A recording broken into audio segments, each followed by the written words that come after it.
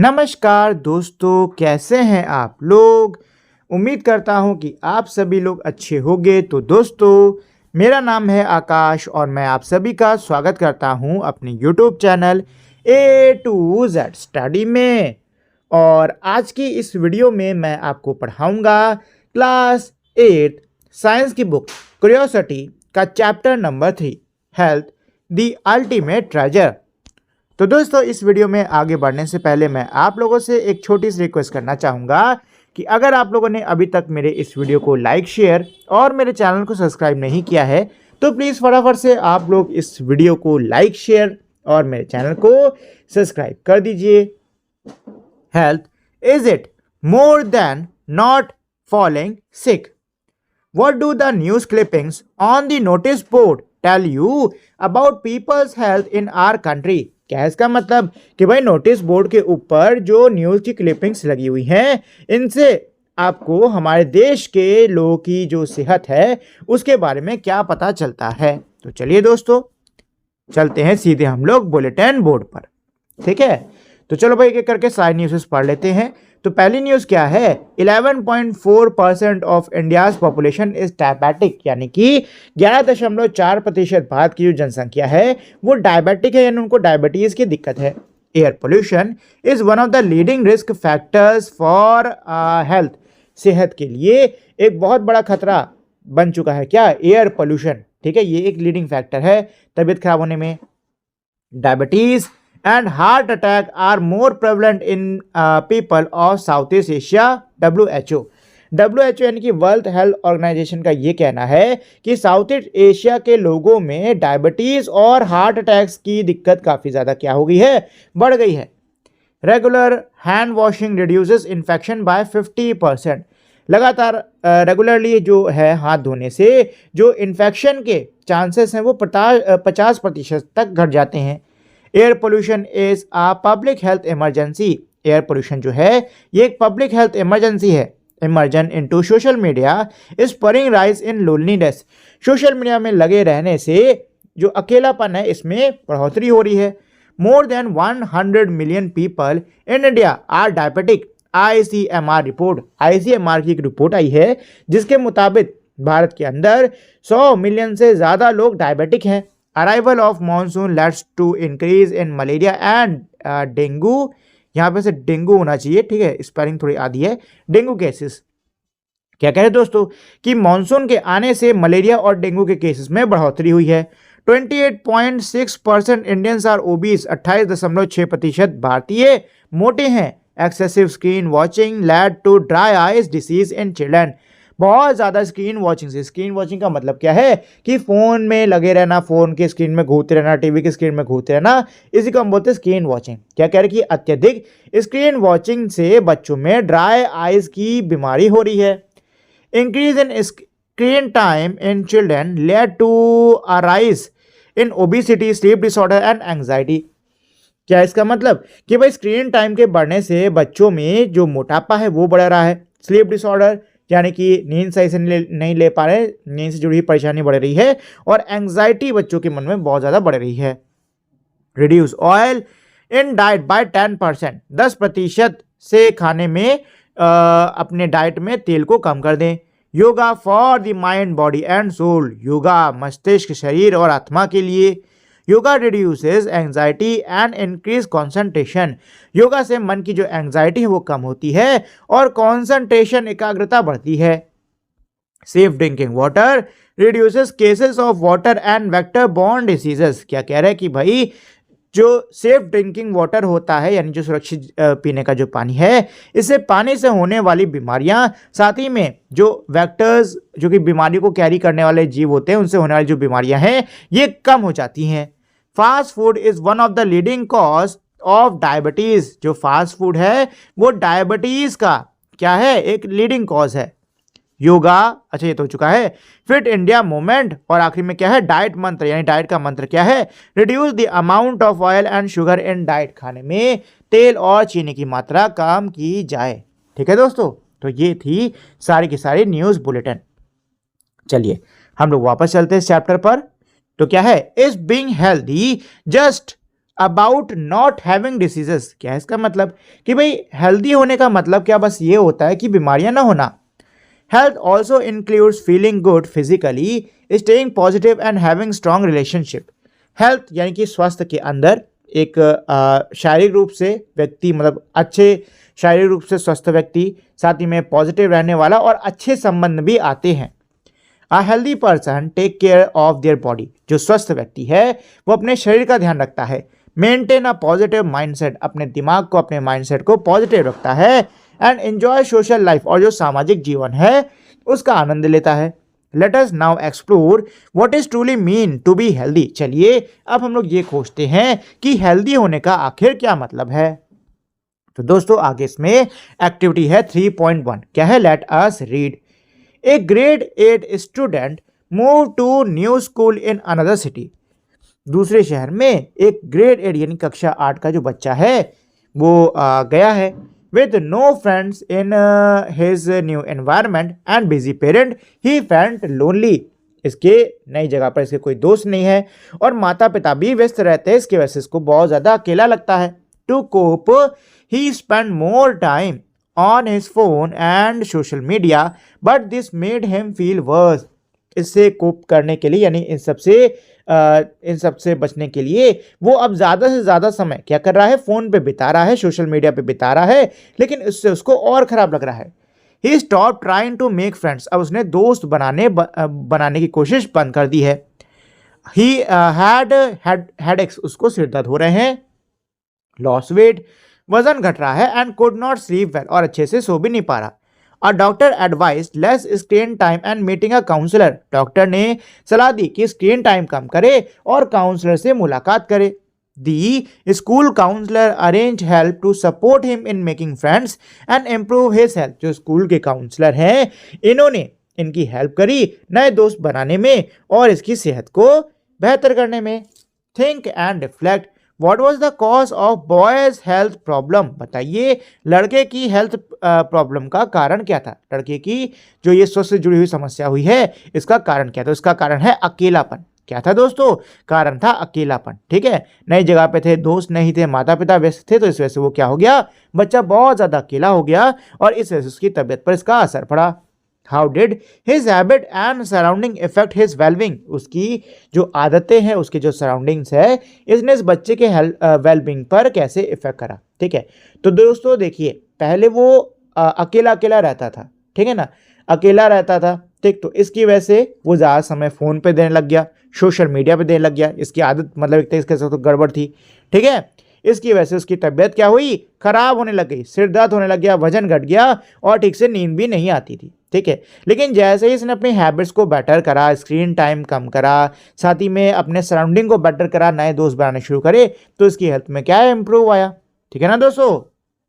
As per the World Health Organization WHO, health is defined as a state of complete physical, mental and social well-being and not mere the absence of disease। क्या कह रहे हैं दोस्तों कि WHO के हिसाब से यानी कि वर्ल्ड हेल्थ ऑर्गेनाइजेशन के हिसाब से जो हेल्थ है यानी कि जो स्वास्थ्य है वो क्या है? State of complete physical, mental and social wellbeing. यानी कि ये एक ऐसी अवस्था है, ये एक ऐसा स्टेट है जिसमें आप पूरी तरीके से फिजिकली, मेंटली और सोशली क्या हो? अच्छे हो। ठीक है, मतलब आप शारीरिक रूप से, मानसिक रूप से और सामाजिक रूप से जो आपकी वेलबींग यानी कि आपकी जो बेहतरी है, यही होती है हेल्थ यानी कि स्वास्थ्य। And not merely the absence of disease. मतलब देखो इसका मतलब ये है कि भाई हेल्दी होने का मतलब क्या है कि कोई व्यक्ति फिजिकली, मेंटली और सोशली क्या हो? बढ़िया हो। ठीक है, सिर्फ बीमारी नहीं है इसका मतलब ये नहीं कि व्यक्ति हेल्दी है। हो सकता है बीमारी नहीं हो लेकिन वो अकेला रहता हो, उसको डिप्रेशन या कोई और दिक्कत हो।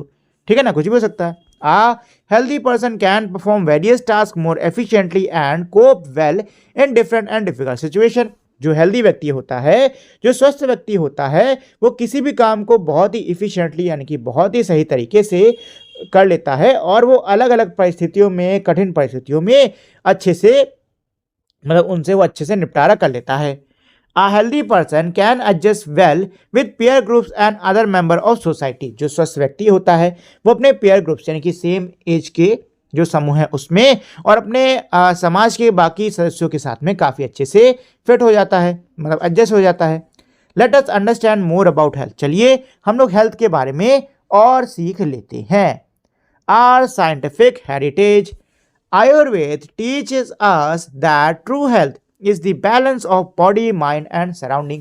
आयुर्वेद हमको ये सिखाता है कि जो असली स्वस्थ है ये क्या है, ये है संतुलन आपके शरीर, मस्तिष्क और आपके सराउंडिंग का, यानी आपके आसपास की दुनिया का। Following dinacharya, daily routine and ritucharya, seasonal routine help maintain this balance. क्या कह रहे हैं कि भाई सही दिनचर्या और ऋतुचर्या को फॉलो करने से आप ये जो संतुलन है इसको बनाए रख सकते हो। Eating fresh wholesome food suited to one's प्रकृति बॉडी कॉन्स्टिट्यूशन इज एसेंशियल। बहुत ही महत्वपूर्ण है कि हम फ्रेश यानी कि ताज़ा खाएं और एक पूरा आहार खाएं, ठीक है, सही आहार खाएं।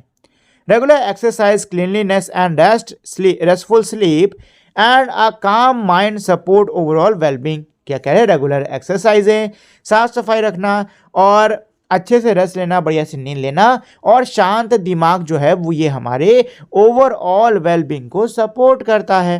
This can also be achieved through practices like yoga, meditation and mindfulness. इसको हम लोग बाकी जो प्रैक्टिसेस होते हैं जैसे कि योगा हो गया, मेडिटेशन हो गया, माइंडफुलनेस हो गया, इससे भी हम हासिल कर सकते हैं।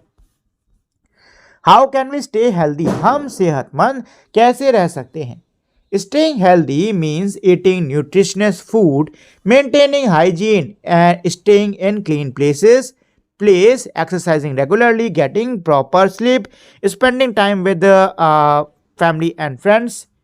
अभी यहीं तक समझाता हूँ फिर आगे समझाते हैं, ठीक है। देखो क्या कह रहे कि भाई सेहतमंद रहने से मतलब है कि आप पोषक खाना खाएं, ठीक है, साफ सफाई मेंटेन रखें, साफ जगह पर रहें, एक्सरसाइज करें रेगुलरली, प्रॉपर स्लीप यानी कि सही नींद लें, spend time with family and friends, परिवार दोस्तों के साथ में समय व्यतीत करें, and having a positive attitude, और अपने एटीट्यूड को पॉजिटिव रखें।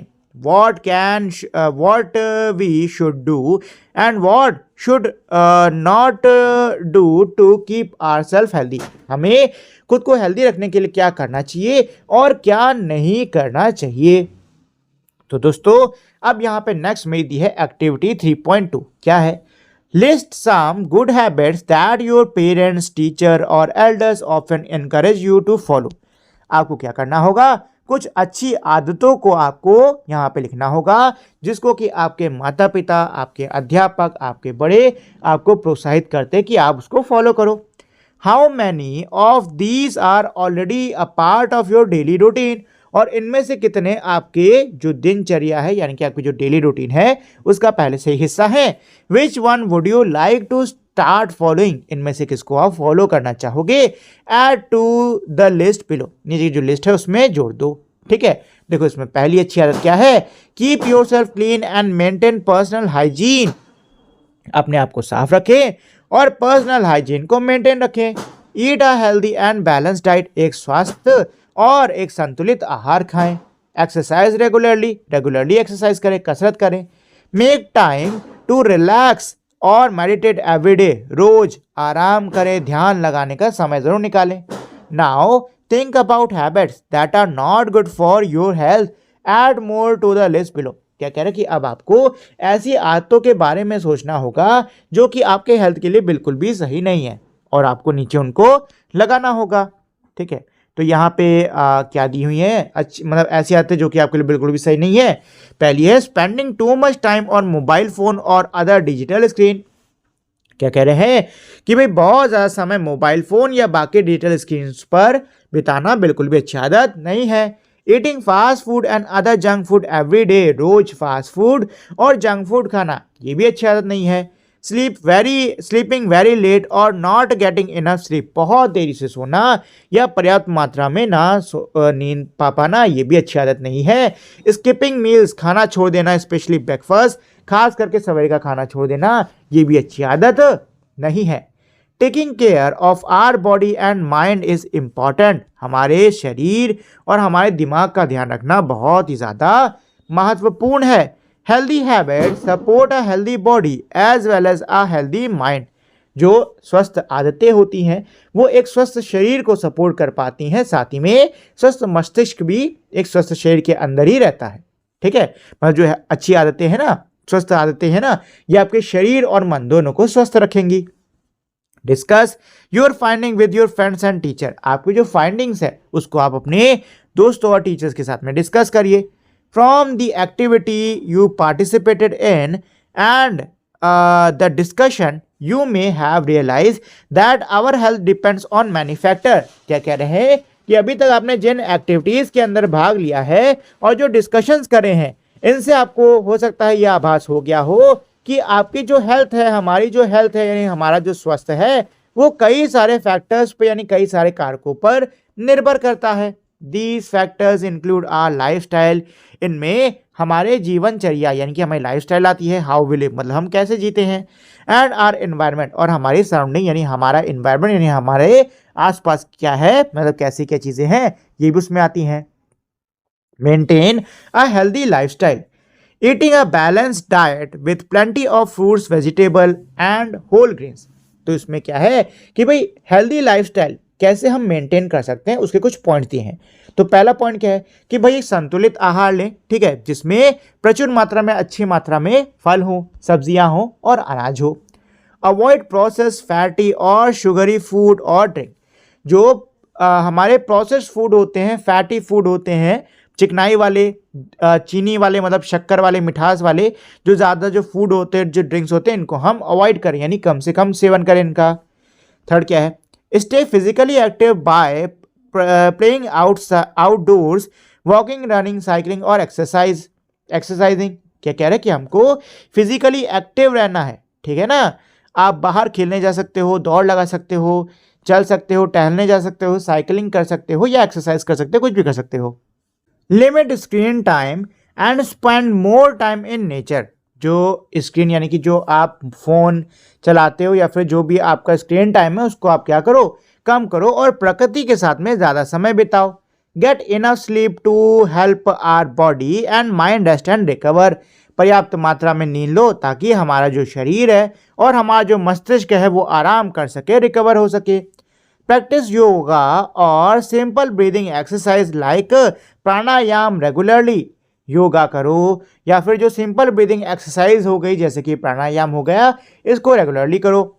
से no to harmful substance things like tobacco, alcohol and addictive drugs. क्या कह रहे हैं कि जो हार्मफुल सब्सटेंस हैं, जो हमको नुकसान पहुंचाने वाले जो सब्सटेंस हैं, जैसे कि तंबाकू हो गया, अल्कोहल हो गया और जो एडिक्टिव ड्रग्स होते हैं, इनको आप नो बोलो यानी इनका सेवन आप बिल्कुल भी ना करो। Keep the environment clean, activity 3.3। क्या कह रहे हैं, look at the figure 3.3a 3.3b। क्या कह रहे हैं, 3.3a और 3.3b इन दोनों फिगर्स को देखो, ठीक है।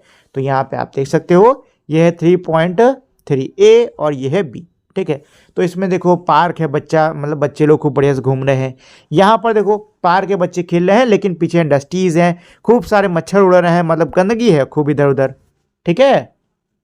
चलो क्या है, which playground would you like to play in and why. इनमें से कौन से प्लेग्राउंड में आप खेलना चाहोगे। तो दोस्तों कौन से प्लेग्राउंड में हम लोग खेलना चाहेंगे, मैं तो खेलना चाहूंगा फर्स्ट वाले में, ठीक है।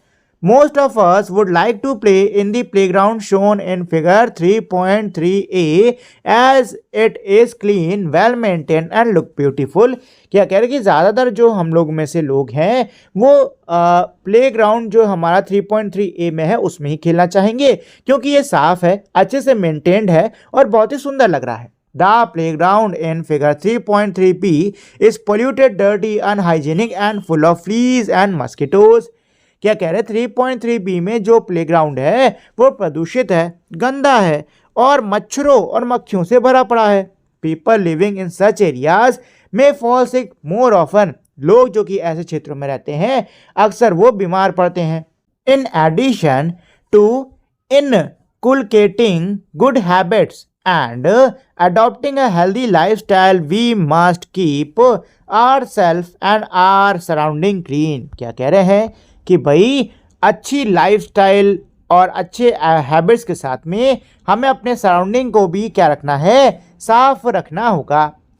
Have you ever found it hard to breathe in a place with a lot of smoke और डस्ट? क्या कह रहे हैं कि भाई ऐसी जगह जहाँ पर बहुत ज़्यादा धुआं, बहुत ज़्यादा मिट्टी होती है, क्या आपको कभी ऐसी जगह पे सांस लेने में दिक्कत हुई है?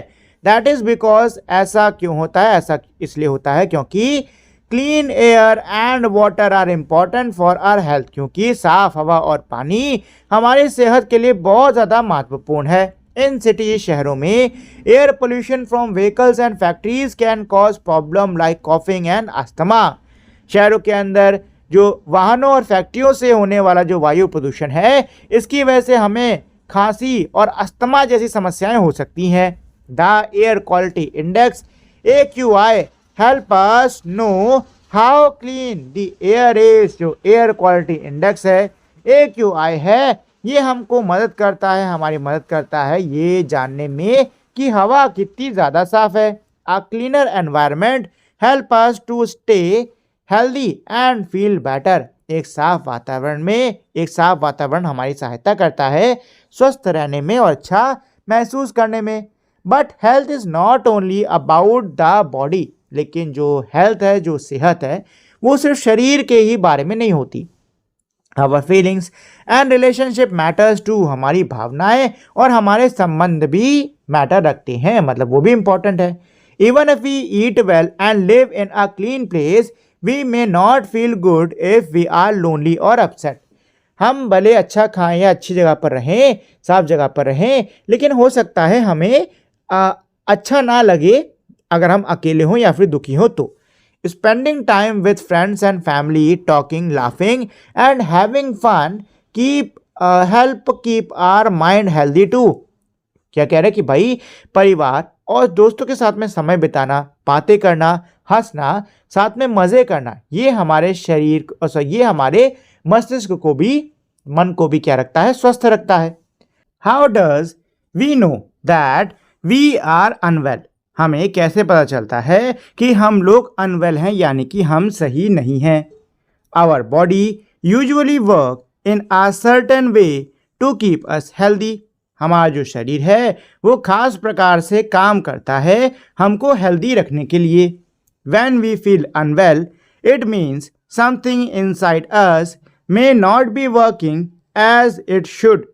जब हमें अच्छा नहीं लगता तो इसका मतलब ये है कि हमारे अंदर कुछ तो ऐसा है जो कि सही से काम नहीं कर रहा है, मतलब उसको जैसे काम करना चाहिए वैसे काम नहीं कर रहा है। वी मे हैव सिम्टम्स, हमको कुछ हो सकता है लक्षण दिखाई दें, जैसे कि दर्द, थकान होना, ठीक है, डिजीनेस मतलब कि चक्कर आना। और साइंस क्या होते हैं, अभी कह रहे साइंस क्या होते हैं, जैसे कि fever, rashes, high blood pressure और swelling that indicate we are unwell. High blood pressure और स्वेलिंग यानी कि सूजन, जिससे कि हमको ये पता चलता है कि हम क्या हैं? अनवेल हैं। ठीक है, देखो यहाँ पे ना एक तरीके से ये सिम्टम्स और साइंस, इन दोनों के बीच में फ़र्क बता रहे हैं कि भाई सिम्टम्स क्या होते हैं? सिम्टम्स लक्षण, ठीक है, जो कि हमें अपने अंदर महसूस होते हैं, ठीक। जबकि साइंस ये चीज़ें होती हैं जो कि दिखती हैं हमें साफ तौर पर, ठीक है ना, जो कि हमको एक तरीके से दिखती हैं, जिनको कि हम लोग माप सकते हैं कि भाई बॉडी टेम्परेचर कितना का है, ब्लड प्रेशर कितना का बढ़ा है, ये सारी चीज़ें, ठीक। चलो, a symptom is what we feel like pain, while a sign is something that can be seen or measured like high blood temperature when we have fever। क्या कह रहे हैं कि भाई सिम्टम्स क्या होते हैं? सिम्टम्स जिनको कि हम महसूस करते हैं, जैसा कि दर्द। जबकि जो साइन होता है इसको हम लोग देख सकते हैं, इसको माप सकते हैं, जैसे कि हाई बॉडी टेम्परेचर, जब हमको फीवर होता है तब। These help doctors understand what might be making us unwell। इन सभी चीज़ों को देखकर डॉक्टर को ये जानने में मदद मिलती है कि आखिर वो क्या चीज़ हो सकती है जिससे कि हम अनवेल हैं, यानी कि जिससे कि हमारी तबीयत सही नहीं हो रही या फिर ख़राब है। Diseases, what are the causes and types? A disease is a condition that effect the normal working of body और माइंड। डिसीज़ यानी कि जो बीमारी होती है, ये एक ऐसी कंडीशन है जिसमें हम सही प्रकार से, हमारा जो शरीर है वो सही प्रकार से काम नहीं कर पाता, हमारा दिमाग सही प्रकार से काम नहीं कर पाता। It can happen when one or more organs or organ system stop functioning properly.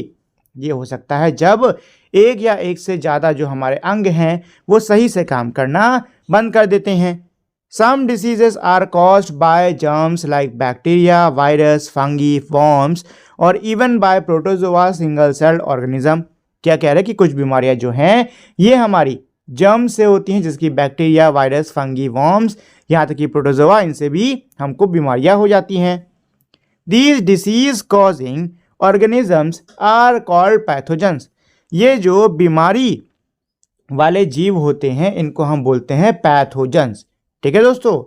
Other diseases may result from poor nutrition और एन अनहेल्दी लाइफस्टाइल. बाकी कुछ और बीमारियां हैं जो कि हमें सही प्रकार से पोषण नहीं मिल रहा है, खराब पोषण मिल रहा है, उसकी वजह से या हमारे खराब लाइफस्टाइल की वजह से हो सकती हैं.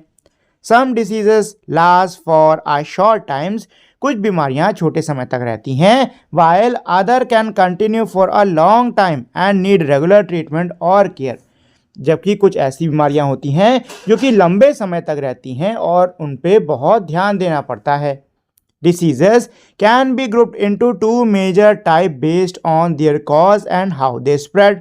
बीमारियों को हम लोग दो ग्रुप्स के अंदर बांट सकते हैं, ये इनके कारणों और कैसे फैलती हैं इनके आधार पर. तो सबसे पहले इसमें दोस्तों नॉन कम्युनिकेबल डिसीजेस. ठीक है. Some diseases like cancer, diabetes और asthma are not caused by pathogens and do not spread from one person to another. They are usually linked to lifestyle, diet or environment. क्या कह रहे हैं दोस्तों? कुछ बीमारियां जैसे कि कैंसर, डायबिटीज, अस्थमा ये पैथोजेंस के द्वारा नहीं होती हैं. ये बीमारियां एक व्यक्ति से दूसरे व्यक्ति में नहीं फैल सकती हैं. इनको हम बोलते हैं नॉन कम्युनिकेबल डिसीजेस. ऐसी बीमारियां जो कि एक व्यक्ति से दूसरी व्यक्ति में नहीं जा सकती हैं, इनको क्या बोला जाता है? Non communicable diseases. ठीक है. अच्छा, अब ये बीमारियों के होने के कई सारे हमारे कारण हो सकते हैं. हमारी डाइट हो सकती है. ठीक है. हमारे एनवायरनमेंट हो सकता है, हमारी लाइफस्टाइल हो सकती है. कई सारे रीजंस होते हैं इन बीमारियों के होने के. ठीक है. चलो, कम्युनिकेबल डिसीजेस. तो कम्युनिकेबल डिसीज नॉन कम्युनिकेबल का उल्टा है. नॉन कम्युनिकेबल में हमने देखा था कि ऐसी बीमारियां जो कि एक से दूसरे में नहीं फैलती, जबकि कम्युनिकेबल डिसीजेस ऐसी बीमारियां होती हैं जो कि एक से दूसरे में फैलती हैं. Diseases caused by pathogens are called communicable diseases. बीमारियां जो कि पैथोजेंस की वजह से होती हैं इनको हम बोलते हैं communicable diseases. They can spread from one person to another. ये बीमारियां एक व्यक्ति से दूसरे में फैल सकती हैं. Some examples of communicable diseases are typhoid, dengue, flu, chickenpox and COVID-19. कुछ उदाहरण हमारे कम्युनिकेबल डिसीजेस के हैं टाइफाइड, डेंगू, फ्लू, चिकनपॉक्स और कोविड-19 यानी कि जो हमारा कोरोना था वो. ठीक है. अच्छा, अब देखो यहाँ पे ना साइड में एक इमेज दी हुई है. ठीक. इसके अंदर कैसे फैलती है, ठीक है, उसका एक डायग्राम दिया हुआ है. जैसे कि यहाँ पे आप देख सकते हो कि भाई रेबीज जो है ना वो कैसे जानवरों से हमको होती है. मान लो कोई ऐसा कुत्ता या कोई ऐसा जानवर है जिसको रेबीज थी, उसने आपको काट लिया. ठीक है. तो अब काटने से ये रेबीज किस में? आपके बॉडी में आ जाएगी. ठीक है. और अगर आप इसके एंटी रेबीज शॉट नहीं लेते हो तो इसमें आपकी जान जो है वो जा सकती है. ठीक. इसके अलावा मान लो कोई इन्फेक्टेड व्यक्ति है जिसको कोई बीमारी है, एग्जाम्पल के लिए मान लो उसको डेंगू है. ठीक है. तो उसको किसी मच्छर ने या फिर किसी कीड़े ने काटा और वही मच्छर वही कीड़ा जब आपको काटेगा तो आपको भी हो जाएगी. ठीक है. या फिर उसको मान लो इस व्यक्ति को मान लो जुकाम है. ठीक है ना. अब जुकाम है तो उसने जिस प्लेट में खाया था, जिस गिलास से पानी पिया था, उसी से आपने भी पी लिया, आपको भी जुकाम हो जाएगा. ठीक. ऐसे ही उसने जो कपड़े वपड़े पहने थे या जो चीज़ें या फिर जो उसने नैपकिन या जो भी उसने टॉवल वावल यूज़ करी थी आपने यूज़ कर ली, आपको भी हो गया. ठीक है ना. तो कम्युनिकेबल डिसीजेज जो हमारी होती हैं वो काफ़ी कह सकते हो ईजिली दूसरों को हो जाती हैं. इसीलिए कभी भी किसी को कम्युनिकेबल डिसीजेज होती है तो हमें बहुत ही सावधानी रखनी होती है कि किसी दूसरे को हमसे वो बीमारी ना फैले. इन रिसेंट ईयर, हाल ही के वर्षों में, non communicable diseases NCDs like diabetes, heart disease and cancer have become more common in India. क्या कह रहे हैं, हाल ही के वर्षों में जो एनसीडीज हैं यानी कि जो नॉन कम्युनिकेबल बीमारियां हैं जैसे कि डायबिटीज़ हो गया, हार्ट डिसीज़ हो गया और कैंसर हो गया, ये इंडिया में ज़्यादा कॉमन हो गए हैं। This is happening because of change in how people live such as eating more process food, getting less exercise and living longer life. क्या कह रहे हैं कि भाई ऐसा क्यों हो रहा है, क्योंकि लोगों के जीवन जीने का जो तरीका है ना उसमें बहुत बदलाव आ रहा है। जैसे कि अब लोग जो है ज़्यादा प्रोसेस फूड खाते हैं, कम एक्सरसाइज करते हैं और उनका जो जीवन है वो क्या है, लंबा हो गया है। ठीक है, तो देखो इस वाले ना पॉइंट से मैं उतना सहमत नहीं हूँ, क्योंकि आजकल जो पोल्यूशन हो रहा है और जो एडल्ट्रेशन हो रहा है तो इसकी वजह से लोगों का जीवन उल्टा शॉर्ट हो रहा है। ठीक है, मेरे हिसाब से। चलो, तो इसमें यही कह रहे हैं कि भाई लोगों में नॉन कम्युनिकेबल डिसीजेस क्यों बढ़ रही हैं इतनी ज़्यादा, तो उनके रीज़न क्या है कि उनकी जो लाइफस्टाइल, खराब लाइफस्टाइल है ना, ये कह सकते हो काफ़ी हद तक ये उसका रीज़न है। Today more death in India are caused by NCDs. आज भारत में ज़्यादातर जो मृत्यु हो रही हैं वो एनसीडीज यानी नॉन कम्युनिकेबल डिसीजेस की वजह से हो रही हैं। Understanding the difference between these two type help us know how disease spread and how to prevent them. क्या कह रहा है कि भाई इन दोनों ही प्रकार की बीमारियों के बीच का फ़र्क समझने से हमें ये जानने में सहायता मिलेगी कि बीमारियां फैलती कैसे हैं और इनको कैसे रोका जा सकता है। How are communicable diseases caused and spread. अब यही पढ़ने वाले कि जो कम्युनिकेबल डिसीजेस होती हैं इनके होने के कारण क्या होते हैं और ये फैलती कैसे हैं। All communicable diseases are caused by pathogens. सारी ही जो कम्युनिकेबल डिसीजेस होती हैं वो पैथोजेंस के द्वारा होती हैं। These pathogens can enter our body through the air we breathe और बाय कंज्यूमिंग कंटामिनेटेड फूड और वाटर और मोर। ये जो पैथोजेंस होते हैं ये हमारे शरीर के अंदर जो हवा, जिस हवा में हम लोग सांस ले रहे हैं उससे प्रवेश कर सकते हैं, या फिर अगर हम लोग कोई कंटामिनेटेड, कोई दूषित भोजन करते हैं या पानी पीते हैं तो उससे हमारे शरीर के अंदर क्या कर सकते हैं, ये प्रवेश कर सकते हैं। But how do these pathogens spread from one person to another. लेकिन ये जो पैथोजेंस हैं ये एक व्यक्ति से दूसरे में कैसे फैलते हैं। One common way is through air. एक जो बहुत ही कॉमन सा तरीका है, साधारण सा जो कह सकते तरीका है, वो है हवा के द्वारा।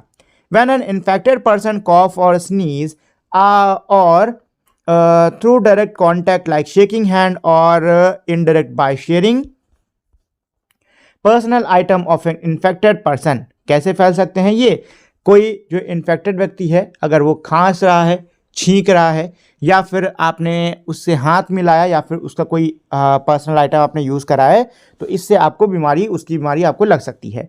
सम of the communicable disease spread through contaminated drinking water और फूड।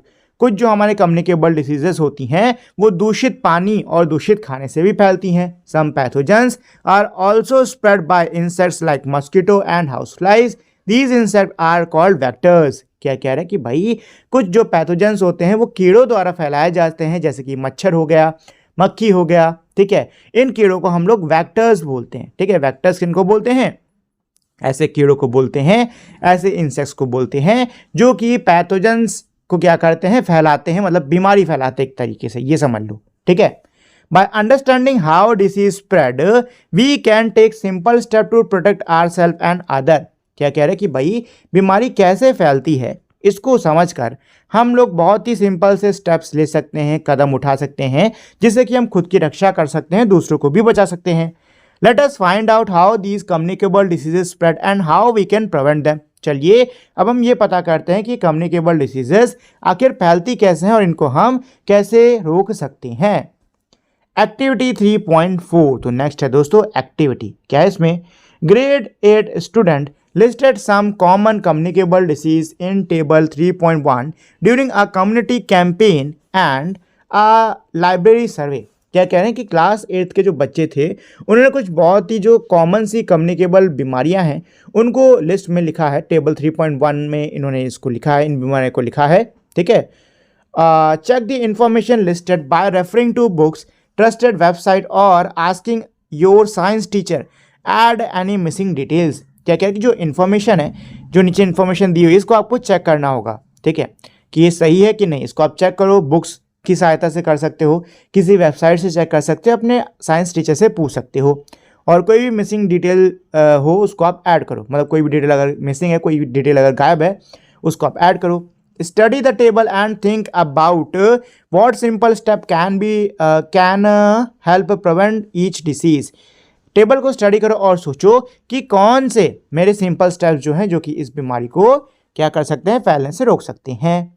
तो दोस्तों इस टेबल में आप देख सकते हो कि सबसे पहले है डिसीजेस, यानी कि सबसे पहले इसमें बीमारियां दी हुई हैं। उसके बाद में जो एजेंट्स हैं, मतलब कि कैसे कौन फैलाता है इनको, वो दिया है। साइट ऑफ इन्फेक्शन, इन्फेक्शन किस जगह पर होता है। फिर है सिम्टम्स यानी कि लक्षण, और आखिरी में प्रिवेंटिव मेजर यानी कि इनसे हम कैसे बच सकते हैं, ये दिया है। चलो जी, तो सबसे पहले इसमें बीमारी जो है वो है common cold and influenza.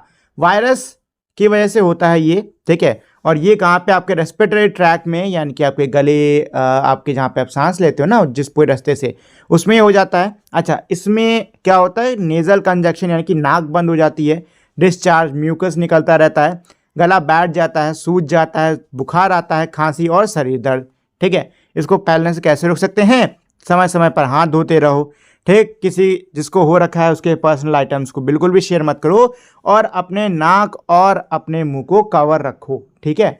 Chicken pox virus की वजह से होता है, स्किन पर होता है, मतलब खुजली उजली खूब लगती है, हल्का फीवर, खुजली लगती है, रैशेस और ब्लिस्टर यानी फोड़े फूल से निकल आते हैं, ठीक है। जिस व्यक्ति को भी होता है उसको कंप्लीट आइसोलेशन में रखा जाता है, मतलब उससे एकदम दूर रहना है, बिल्कुल भी उसके संपर्क में नहीं आना है। अपने नाक और मुंह को क्या करो, बंद रखो, और साथ ही में इसकी वैक्सीनेशन जो आती है ना, उसको लगवाओ। नेक्स्ट है इसमें मीजल्स, ये भी वायरस से ही होता है, ये आपके स्किन पर ये होता है, ये भी रेस्पिरेटरी ट्रैक में होगा। सिम्टम्स क्या रहते हैं, फीवर, वही गला सूजना होना, और लाल रंग के इसमें रैशेस पड़ जाते हैं गले पर, कानों वानों और बाकी हिस्सों में, ठीक है। इसमें भी जो पेशेंट होता है उसको कंप्लीट आइसोलेशन में रखना होता है, मतलब सबसे दूर रहिए, जिसको भी हुआ है उससे दूर रहो एकदम।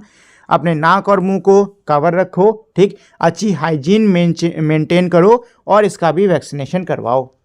नेक्स्ट है ट्यूबरक्लोसिस, जिसको हम लोग शॉर्ट फॉर्म में टीबी भी कहते हैं, ठीक है। ये बैक्टीरिया की वजह से होता है, और ये हमारे लंग्स यानी कि फेफड़ों में होता है, ठीक है। इसमें सिम्टम्स क्या होता है, खांसी आती है बहुत ज़्यादा, ठीक है, बुखार होता है, कमज़ोरी लगती है, भूख कम लगती है, और रात में पसीना वसीना बहुत आता है, ठीक। किसी भी व्यक्ति को जिसको टीबी हो उससे क्लोज कांटेक्ट ना रखें, मतलब उससे दूरी बना कर रखें, नाक और मुंह को कवर रखें, हाइजीन अच्छी मेंटेन कराएं, और इसकी भी वैक्सीनेशन कराएं।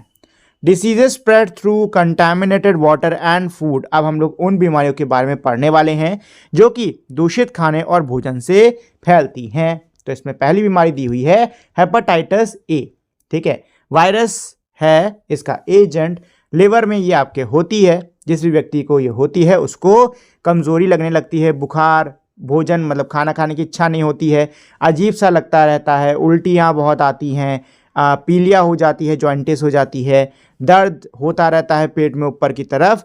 और इसमें क्या है कि जो बॉइल्ड वाटर है, उबला पानी है, वो आपको पीना है, वैक्सीनेशन भी इसमें कराना है।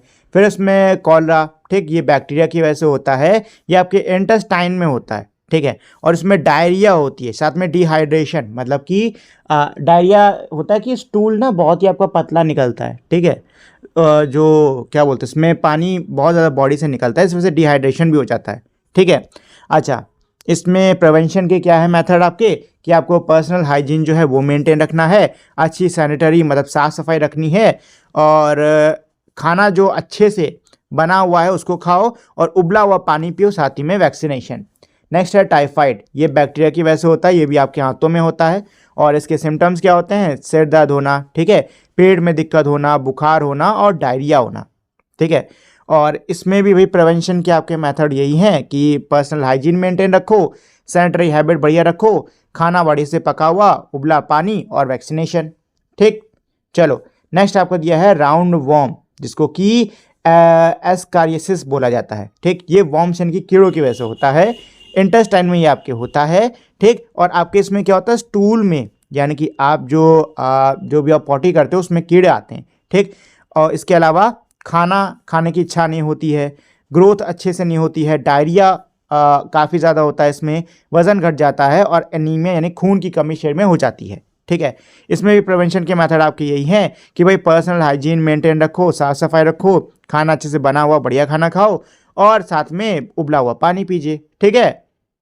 चलो, तो नेक्स्ट अब हम लोग ऐसी बीमारियों के बारे में पढ़ने वाले हैं जो कि कीड़ों से फैलती हैं। ठीक है, डिसीजेस ट्रांसमिटेड बाय इंसेक्ट्स। तो इसमें पहली दी है मलेरिया। मलेरिया को फैलाने वाला कौन होता है? प्रोटोजोआ होता है। ये स्किन और ब्लड में आपको ये देखने को मिलेगी। ठीक है, इसमें हाई फीवर होता है, ठीक, पसीना बहुत आता है, और पीरियोडिक चिल्स, मतलब कि एकदम से कब कभी लगेगी फिर पसीना आ जाएगा, फिर कब कभी लगेगी, ऐसी कंडीशन होती है। ठीक है, अच्छा, इसका प्रिवेंशन ये है कि भाई जो मच्छरदानी होती है ना, या फिर मच्छर जो रिपेलेंट या कोई मारने वाली चीज़ है उसका यूज़ करो। ठीक, लंबी स्लीव्स यानी पूरी आस्तीन वाली, मतलब बॉडी को कवर रखो ताकि मच्छर ना काट पाए। ठीक है, मस्कीटो ब्रीडिंग को अपने घर के आसपास कंट्रोल रखो, कहीं पे पानी भरा है तो उसको पलट दो, ऐसे करके। नेक्स्ट है आपका डेंगू। ठीक है, डेंगू जिसको हम लोग बैकबोन फीवर भी बोलते हैं, सॉरी ब्रेकबोन फीवर भी बोलते हैं। ठीक है, क्योंकि इसमें ना मतलब बहुत दर्द होता है, ऐसा लगता है हमारी हड्डी टूट गई हो। ठीक, चलो, वायरस की वजह से होता है ये भी आपके स्किन और ब्लड यहाँ पे देखने को मिलेगा। फीवर होता है, इसमें सिर दर्द होता है, मसल्स और जॉइंट्स में बहुत ज़्यादा पेन होता है, और नौजिया यानी अजीब सा लगते रहता है। ठीक है, और इसके प्रिवेंशन मेथड भी यही है कि भाई मच्छरदानी का यूज़ करो, मच्छर भगाने वाली चीज़ों का यूज़ करो, लॉन्ग स्लीव्स कपड़े पहनो, मतलब शरीर को ढक के रखो ताकि मच्छर ना काटे, और आसपास ध्यान रखो कि भाई मस्कीटो ब्रीडिंग ना हो पाए, मतलब जो मच्छर है ना वो ना बढ़ पाए। ठीक है, चलो, अब आगे इसमें क्या दिया है? By studying the table 3.1 we can understand how infectious disease spread and how to prevent them. Table 3.1 को पढ़कर हमको ये समझ में आया कि जो इन्फेक्शियस डिसीजेस होती हैं ये कैसे फैलती हैं, इनको कैसे रोका जा सकता है। Here are some simple but important precaution. यहाँ पे कुछ बहुत ही साधारण से लेकिन महत्वपूर्ण प्रिकॉशन सावधानियां दी हुई हैं। ठीक है, तो पहली क्या है कि हमें खुद को और हमारे सराउंडिंग को क्लीन रखना चाहिए। ठीक है, हमको बेसिक हाइजीन जो है उसको मेंटेन रखना है, हाथों को साबुन से धोना है ताकि सब पैथोजेंस चले जाए। पानी से पैथोजेंस नहीं जाते, सिर्फ अपने मुंह और नाक को कवर रखना है जब भी हम खांसे छींकें। मास्क पहने अगर किसी क्राउडेड जगह पर जा रहे हैं तो इससे हमको और प्रोटेक्शन मिलती है। ठीक है, जो पर्सनल आइटम्स हैं जैसे कि तौलिया हो गया, रुमाल हो गया, उसको शेयर ना करें। अपने घरों को, खाने को और पानी को साफ रखें। घर पे रहें और आराम करें। ठीक है, और अगर अनवेल हैं, ठीक है, मतलब अगर आपको सही नहीं लग रहा है तो इसके लिए आपको क्या करना है? बॉडी को रिकवर होने का टाइम देना है। ठीक है, कोई काम नहीं करना है, रिकवर होने का टाइम देना है, आराम करना है, बढ़िया से रेस्ट लेना है।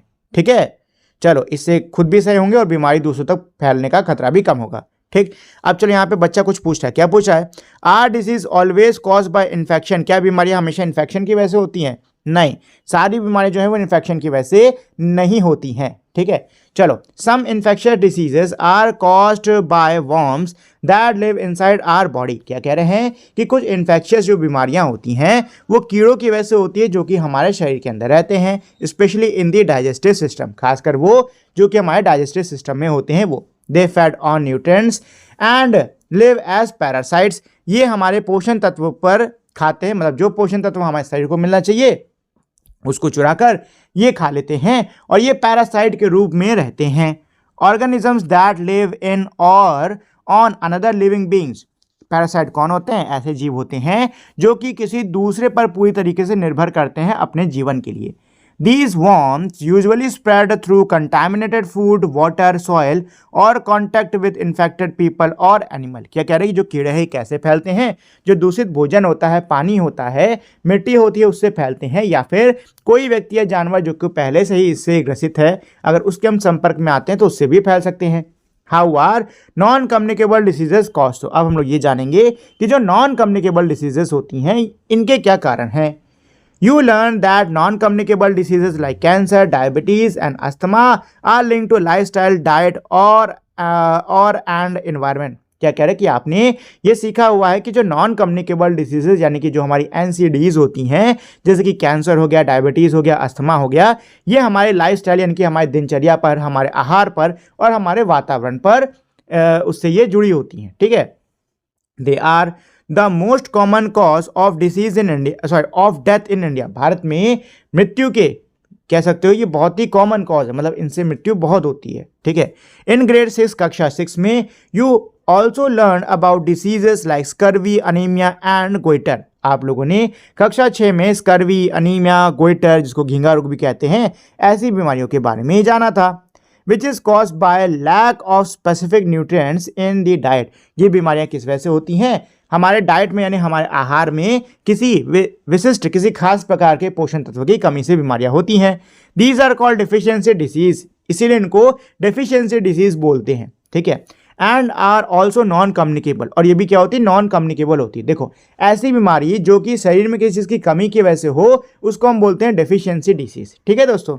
चलो, disease such as cancer, diabetes and asthma may often persist for long times. क्या कह रहे हैं? कैंसर, डायबिटीज और अस्थमा ऐसी जो बीमारियां होती हैं ये अक्सर लंबे समय तक रहती हैं, 3 महीने से ज़्यादा तक रहती हैं। And are refer to as chronic diseases, और इनको क्रॉनिक डिसीजेस कहा जाता है। Diabetes is a common disease which is becoming more prevalent in adult as well as children. Diabetes जो है ये बहुत ही कह सकते हो कॉमन डिसीज हो गई है अब, जो कि वयस्कों में साथ ही में बच्चों में काफ़ी फैल रही है। In fact, India now has one of the highest number of people with diabetes in the world. क्या कह रहे हैं कि भारत में सबसे ज़्यादा कह सकते हो दुनिया में भारत जो है ऐसा देश बन चुका है जिसमें सबसे ज़्यादा डायबिटिक पेशेंट हैं, ठीक है, डायबिटीज़ वाले लोग हैं। It often developed due to a combination of hormonal imbalance, unhealthy eating habit, lack of physical activity, being overweight और ओबीस एंड अदर रीजन्स।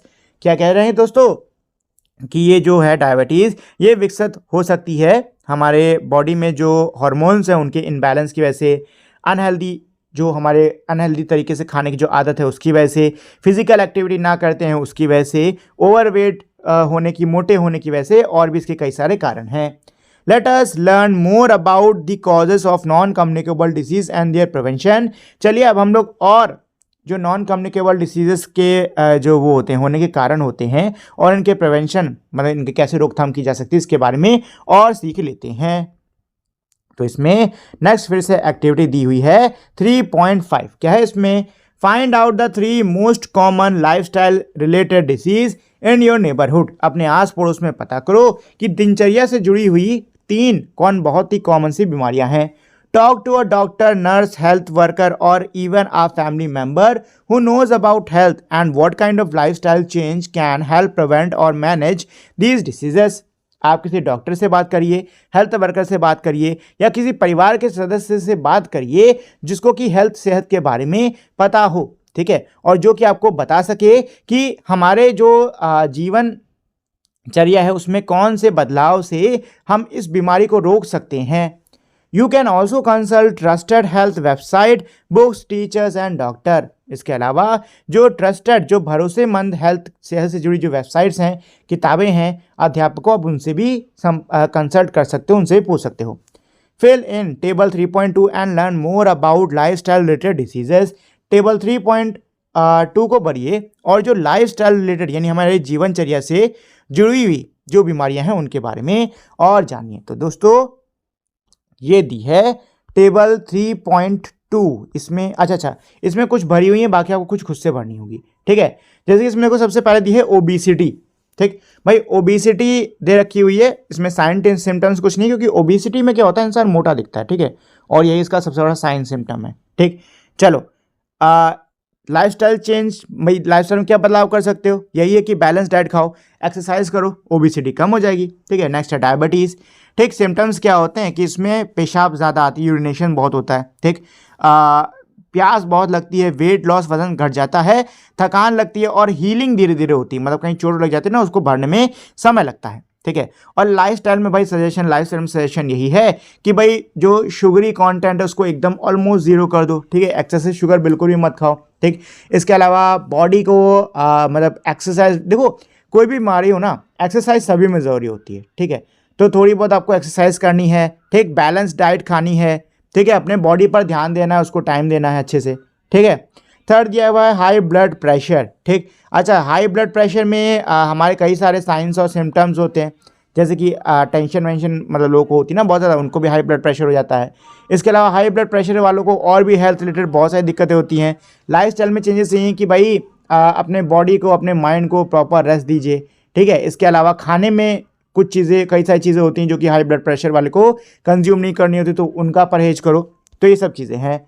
अच्छा, यहाँ पे 2-3 और बीमारियों के बारे में आप यहाँ पे लिख सकते हो, ठीक है, चलो बी ए साइंटिस्ट। तो दोस्तों अब हम लोग इसमें एक साइंटिस्ट के बारे में जानने वाले हैं। Doctor Kamal Ranadive 1917-201 was a pioneering biomedical researcher।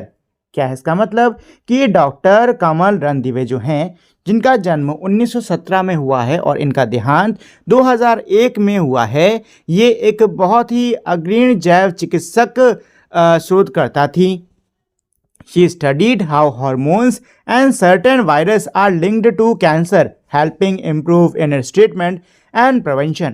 उन्होंने ये स्टडी करी, यानी उन्होंने ये शोध करा कि कैसे कुछ जो हार्मोन्स हैं और कैसे जो कुछ जो ये जो वायरसेस हैं ये कैंसर के साथ में जुड़े हुए हैं, ठीक है। और इस शोध की सहायता से कैंसर का जो ट्रीटमेंट है इसमें और सुधार किया जा सका, साथ ही में इसके प्रिवेंशन में भी और सहायता मिली।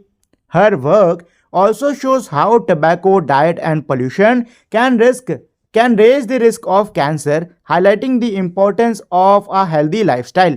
इनका जो काम है इसने ये भी दिखाया कि कैसे तंबाकू, हमारा जो आहार है, साथ में जो प्रदूषण है, ये कैसे कैंसर होने के खतरे को बढ़ा देता है, जो कि हमारे हेल्दी लाइफस्टाइल की इंपॉर्टेंस को और भी ज़्यादा ये चीज़ हाईलाइट करती है। How to prevent and control diseases, मतलब क्या है कि भाई हम बीमारी को कैसे रोक सकते हैं और उसको हम कैसे कंट्रोल कर सकते हैं। You might have heard the phrase prevention is better than cure. आप लोगों ने हो सकता है ये जो फ्रेज है prevention is better than cure, इसको सुना हो। It is important to protect our self from both communicable and non communicable diseases. ये बहुत ही महत्वपूर्ण है कि हम खुद की रक्षा करें कम्युनिकेबल और नॉन कम्युनिकेबल दोनों ही प्रकार की बीमारियों से।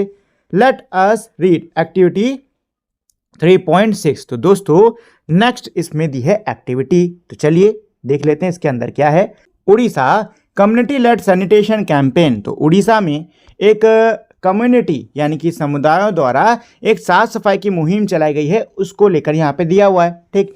इन Bhadrak district Orissa a community sanitation campaign helped more people build and use toilets। क्या कह रहे हैं कि भाई भद्रक जिले उड़ीसा के अंदर जो कम्युनिटी सैनिटेशन कैंपेन है इसने और लोगों की सहायता कई टॉयलेट्स को बनाने और उनका इस्तेमाल करने में। This reduces open defecation significantly. इससे ओपन डेफिकेशन मतलब लोग जो खुले में शौच करते थे वो बहुत ज़्यादा कम हो गया। And improve child health with fewer cases of diarrhoea and infection. जिससे कि जो चाइल्ड हेल्थ है यानी बच्चों की जो सेहत है वो बेहतर हुई, साथ ही में डायरिया और इन्फेक्शन के जो केसेस थे वो भी कम हुए। What do you infer from this case study. आप इस केस स्टडी से क्या इन्फर करते हो, आपको क्या पता चला। Simple steps like good sanitation can greatly reduce the spread of communicable diseases. जो हमारे साधारण से कदम हैं जैसे कि अच्छा सैनिटेशन, अच्छी साफ सफाई, इससे जो कम्युनिकेबल डिसीजेस हैं इनके फैलने का कह सकते हो जो खतरा है वो क्या होता है, कम हो जाता है, चांसेस के कम हो जाते हैं। Find out such community campaign held in your location. आपके लोकेशन में ऐसा कोई कम्युनिटी कैंपेन, कभी ऐसी कोई मुहिम चलाई गई है, उसके बारे में पता करो। Share in your class and discuss with your peers about the impact of such initiative. क्या कह रहे हैं कि भाई अपने क्लास के साथ में शेयर करो और अपने दोस्तों के साथ में इस पर डिस्कस करो कि भाई ऐसे इनिशिएटिव्स का क्या इम्पैक्ट होता है। Ability of the body to fight diseases. You would have noticed that some people get sick more frequently than other, although living in same environment। क्या कह रहे हैं दोस्तों कि भाई आप लोगों ने हो सकता है नोटिस करा हो कि कुछ लोग जो हैं वो दूसरों की तुलना में ज़्यादा बीमार होते हैं, हालांकि दोनों रहते सेम वातावरण में हैं। Do you know why. क्या आपको पता है ऐसा क्यों होता है। The natural ability of our body to fight disease is known as immunity. क्या कह रहे हैं दोस्तों कि भाई जो नेचुरल एबिलिटी होती है हमारे शरीर की बीमारियों से लड़ने की, इसको हम लोग बोलते हैं इम्यूनिटी। ठीक है, इम्यूनिटी क्या होता है। इम्यूनिटी का मतलब होता है हमारे शरीर की काबिलियत जिससे कि वो क्या करता है, बीमारियों से लड़ता है। ठीक है, चलो। Our body has a special system called immune system that help fight against diseases. हमारे शरीर के अंदर एक खास प्रकार का तंत्र होता है जिसको हम लोग इम्यून सिस्टम कहते हैं, जो कि बीमारियों से लड़ने में हमारी सहायता देता है। You might have taken some drops or injections in your childhood to protect yourself from certain diseases such as polio, measles, tetanus and hepatitis। क्या कह रहे हैं कि भाई आपने अपने बचपन में हो सकता है कुछ बूंद या फिर कुछ इंजेक्शंस लिए हों जो कि आपको पोलियो, मीजल्स, टेटनस, हेपेटाइटिस इन बीमारियों से आपकी रक्षा करता है। दीज आर वैक्सीन्स, इनको हम लोग वैक्सीन्स कहते हैं। ये क्या होती है दोस्तों? ये होती है vaccines that help prevent serious infection caused by virus and bacteria, जो कि क्या करते हैं? जो कि वायरस और बैक्टीरिया से जो भी इन्फेक्शन है उसको होने से रोकते हैं। A vaccine help our body fight certain disease by training the immune system to recognize and attack harmful germs। जो वैक्सीन होती है ये हमारे शरीर की मदद कैसे करती है? ये हमारे शरीर के इम्यून सिस्टम को ट्रेन करती है एक तरीके से, ठीक है, उसको एक तरीके से प्रशिक्षण देती है जो हार्मफुल जर्म्स होते हैं उसको पहचानने और उनको नष्ट करने की, उन पे हमला करने की। Providing what is known as acquired immunity, इससे हमको क्या मिलती है? इससे हमको मिलती है एक्वायर्ड इम्यूनिटी, ठीक है। अच्छा, एक्वायर्ड इम्यूनिटी क्या होती है? ऐसे समझो, आप लोगों ने देखा होगा कि अक्सर आपको कोई बीमारी होती है तो जब आप उस बीमारी से सही हो जाते हो तो आपको दोबारा तुरंत वो बीमारी नहीं होती है, ठीक है ना। एग्जाम्पल के लिए मान लो कि आपको जुकाम हुआ था, ठीक है। अब आप एक बार जुकाम से सही हो गए ना, तो ऐसा नहीं कि आज सही हुए कल फिर से जुकाम हो जाएगा, ऐसा नहीं होने वाला। क्यों नहीं होने वाला? क्योंकि देखो आपका इम्यून सिस्टम जो है वो अभी इससे पहले जुकाम से बढ़िया से लड़ रहा था, ठीक है। मतलब वो बढ़िया से अब ट्रेन हो चुका है उस प्रकार के वायरस का सामना करने के लिए जिसने कि जुकाम करा था, ठीक है। उसका सामना करने के लिए अब ये अच्छे से ट्रेन हो चुका है। तो अब दोबारा अगर वो वायरस या बैक्टीरिया बॉडी के अंदर एंटर करता है तो इस बार आपका इम्यून सिस्टम पूरी तरीके से तैयार है और इस बार वो उसकी बढ़िया से क्या कर देता है? धुलाई कर देता है, जिससे कि आपको बीमारी नहीं होती है, ठीक है। और इसी को हम बोलते हैं एक्वायर्ड इम्यूनिटी, ठीक है। ऐसी इम्यूनिटी जो कि आपको किसी पैथोजन के एक्सपोजर से मिले, ठीक है, मतलब उसके संपर्क में आने से मिले, ठीक है। Protection developed after exposure to a pathogen और वैक्सीन, मतलब ये होती है वो प्रोटेक्शन जो कि किसी पैथोजन के संपर्क में आने से या फिर किसी वैक्सीन के एक्सपोजर या संपर्क में आने से आपको मिलती है। Vaccines can be made in different ways, जो वैक्सीन्स होती हैं इनको अलग अलग तरीकों से बनाया जा सकता है। फ्रॉम वीकेंड और डेड पैथोजेंस लाइक वायरस और बैक्टीरिया और फ्रॉम इनएक्टिव और harmless part of a pathogens, इनको किससे बनाया जाता है? जो डेड पैथोजेंस होते हैं जैसे कि मरे हुए वायरस, बैक्टीरिया, इनसे इनको बनाया जा सकता है, या फिर जो इनएक्टिव या फिर हार्मलेस जो हिस्से होते हैं पैथोजेंस के उनका यूज करके इन वैक्सीन को बनाया जाता है। Some newer vaccines instruct our own body cells to make harmless part of the germs which our immune system then learn to fight. कुछ जो वैक्सीन्स होती हैं वो हमारे बॉडी को पैथोजेंस के हार्मलेस पार्ट बनाना सिखाती हैं, जिसको कि वो बनाते हैं और फिर इम्यून सिस्टम उससे लड़के खुद को ट्रेन करता है। फॉर एग्जाम्पल, उदाहरण के लिए a tetanus shot often given after an injury protect against infection by the tetanus causing bacteria. क्या कह रहे हैं कि उदाहरण के लिए जो टेटनस शॉट होता है जो कि चोट लगने के बाद दिया जाता है, ये टेटनस, ये जो बीमारी होती है ना, ये करने वाले जो बैक्टीरिया होते हैं ना, इनके खिलाफ हमको ये क्या करता है? प्रोटेक्शन देता है, ठीक है। It contains an inactivated bacterial toxin, इसके अंदर जो टेटनस करने वाले जो बैक्टीरिया होते हैं ना उनका टॉक्सिन दिया होता है जो कि इनएक्टिवेटेड होता है, मतलब जो हमको नुकसान नहीं पहुंचाता है। That help the immune system develop protection without causing disease, जो कि हमारे इम्यून सिस्टम को प्रोटेक्शन डेवलप करने में हेल्प करता है बिना हमारे बीमार हुए। Do you know when the first vaccine was discovered? क्या आपको पता है कि पहले वैक्सीन की खोज कहाँ पर हुई थी? Edward Jenner and the small pox vaccine. Small pox was a deadly disease that cause blistered and killed millions. Small pox जो है ये एक बहुत ही खतरनाक बीमारी थी जिससे कि फोड़े होते थे और कई अरबों लोग की जाने गई। A milder disease called cow pox seen in cows could also infect human. एक और माइल्डर मतलब कि एक और बहुत ही कम खतरनाक बीमारी थी जिसका नाम था काउ पॉक्स, जो कि गायों में देखी जाती थी, ये इंसानों को भी इन्फेक्ट कर सकती थी। इन लेट 1700 में एक अंग्रेजी डॉक्टर थे जिनका नाम था Edward Jenner, discovered that people who had cow pox did not get small pox. उन्होंने ये चीज़ खोजी, उनको ये चीज़ मतलब उन्होंने ये चीज़ देखी कि जिन लोगों को काउपॉक्स हो जाता है उनको स्मॉल पॉक्स नहीं होता। This led to the invention of first vaccine, जिससे कि पहली वैक्सीन का क्या हुआ, आविष्कार हुआ। And help protect people from small pox, और इसने लोगों की मदद करी स्मॉल पॉक्स से बचने में। Our scientific heritage, long before modern vaccines India had a traditional method called variolation to protect against smallpox। क्या कह रहे हैं दोस्तों कि भाई मॉडर्न वैक्सीन्स, आधुनिक वैक्सीन से बहुत पहले इंडिया में एक पारंपरिक कह सकते हो तरीका था जिसका नाम था वेरियोलेशन। ये स्मॉल पॉक्स से प्रोटेक्ट करता था। It involves using material from a small pox sore to scratch the skin and create a mild infection and build immunity। People who perform this practice were known as ठेकेदार्स।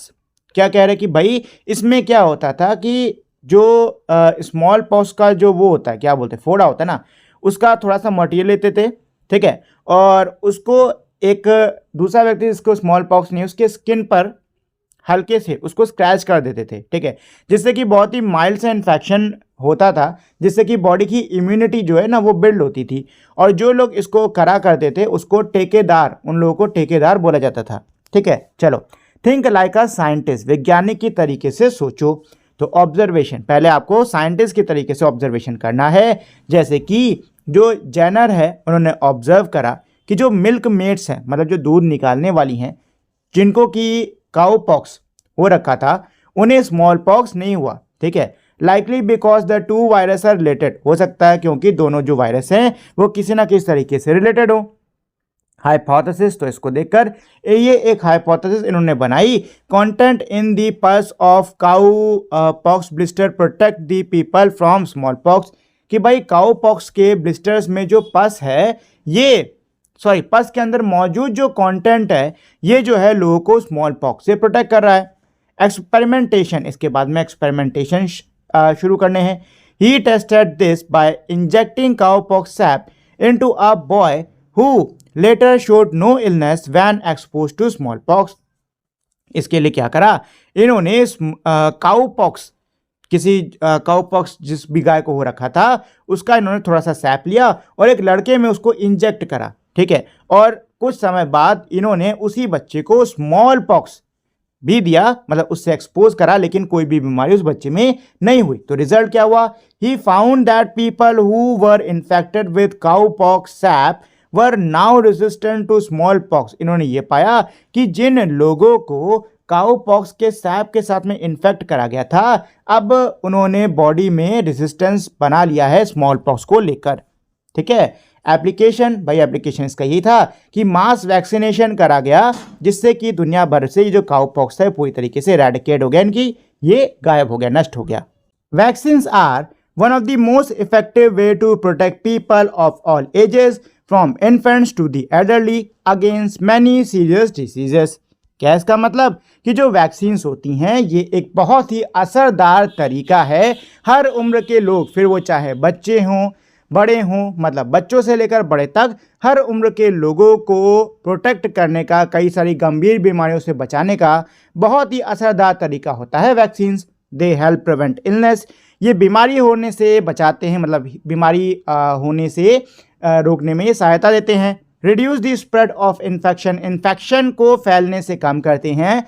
And saves millions of life every year, और हर वर्ष ये millions of life यानी कई करोड़ों जानें बचाते हैं।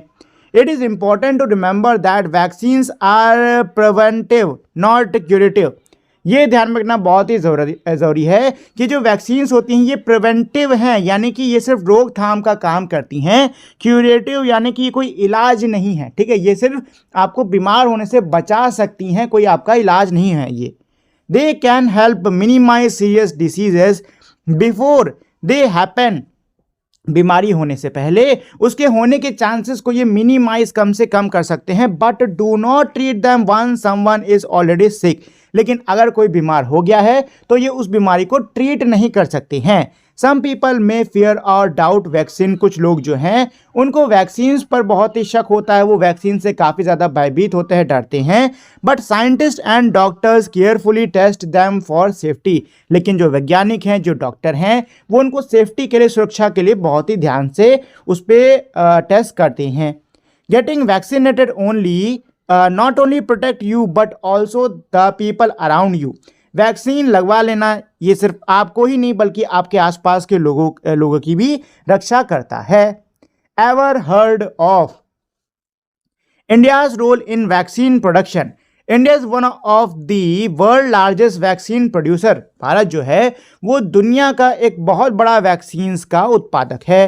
It manufacture vaccines on a massive scale and supplies them to many countries, Bharat में बहुत बड़ी मात्रा में वैक्सीन्स को बनाया जाता है और कई सारे देशों में इसको भेजा जाता है।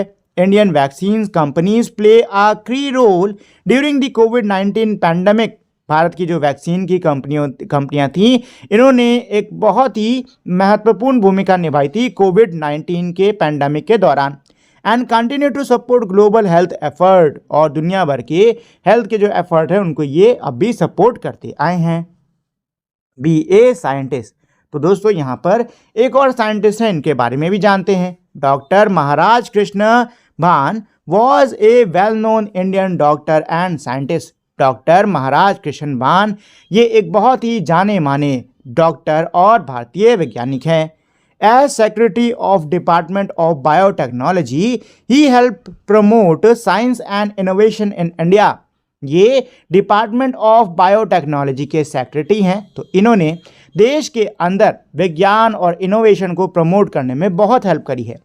He played a key role in developing the rota virus vaccine, rota virus की वैक्सीन को डेवलप करने में इन्होंने बहुत ही महत्वपूर्ण भूमिका निभाई थी। विच प्रोटेक्ट्स चिल्ड्रन फ्रॉम डायरिया, जो कि बच्चों को डायरिया से रक्षा करती है। He believed in using research to create affordable health care and made a big difference in India's health and biotechnology sector. क्या कह रहे हैं कि भाई इनका बिलीव था, इनका मानना था कि रिसर्च का यूज करके एक अफोर्डेबल, जिसको कि हर कोई अफोर्ड कर पाए, एक ऐसा हेल्थ केयर बनाना जिसको कि हर कोई क्या कर सके, अफोर्ड कर सके, ठीक है। और इन्होंने एक बहुत बड़ा डिफरेंस पैदा करा, एक बहुत बड़ा बदलाव लाया, एक बहुत बड़ा फर्क लाया भारत के हेल्थ और बायोटेक्नोलॉजी सेक्टर में। Treatment of diseases, if our immune system fail to protect us against an infectious disease we fall ill and need to visit a doctor. क्या कह रहे हैं कि अगर हमारा इम्यून सिस्टम बीमारी से बचाने में नाकाम रहता है तो उस कंडीशन में हमारी तबीयत खराब हो जाती है, हम लोग बीमार पड़ जाते हैं और हमें डॉक्टर के पास जाना पड़ता है। द डॉक्टर में give us medicine called antibiotic, जो डॉक्टर हैं वो हमको दवाइयाँ देते हैं जिनको कि एंटीबायोटिक कहा जाता है।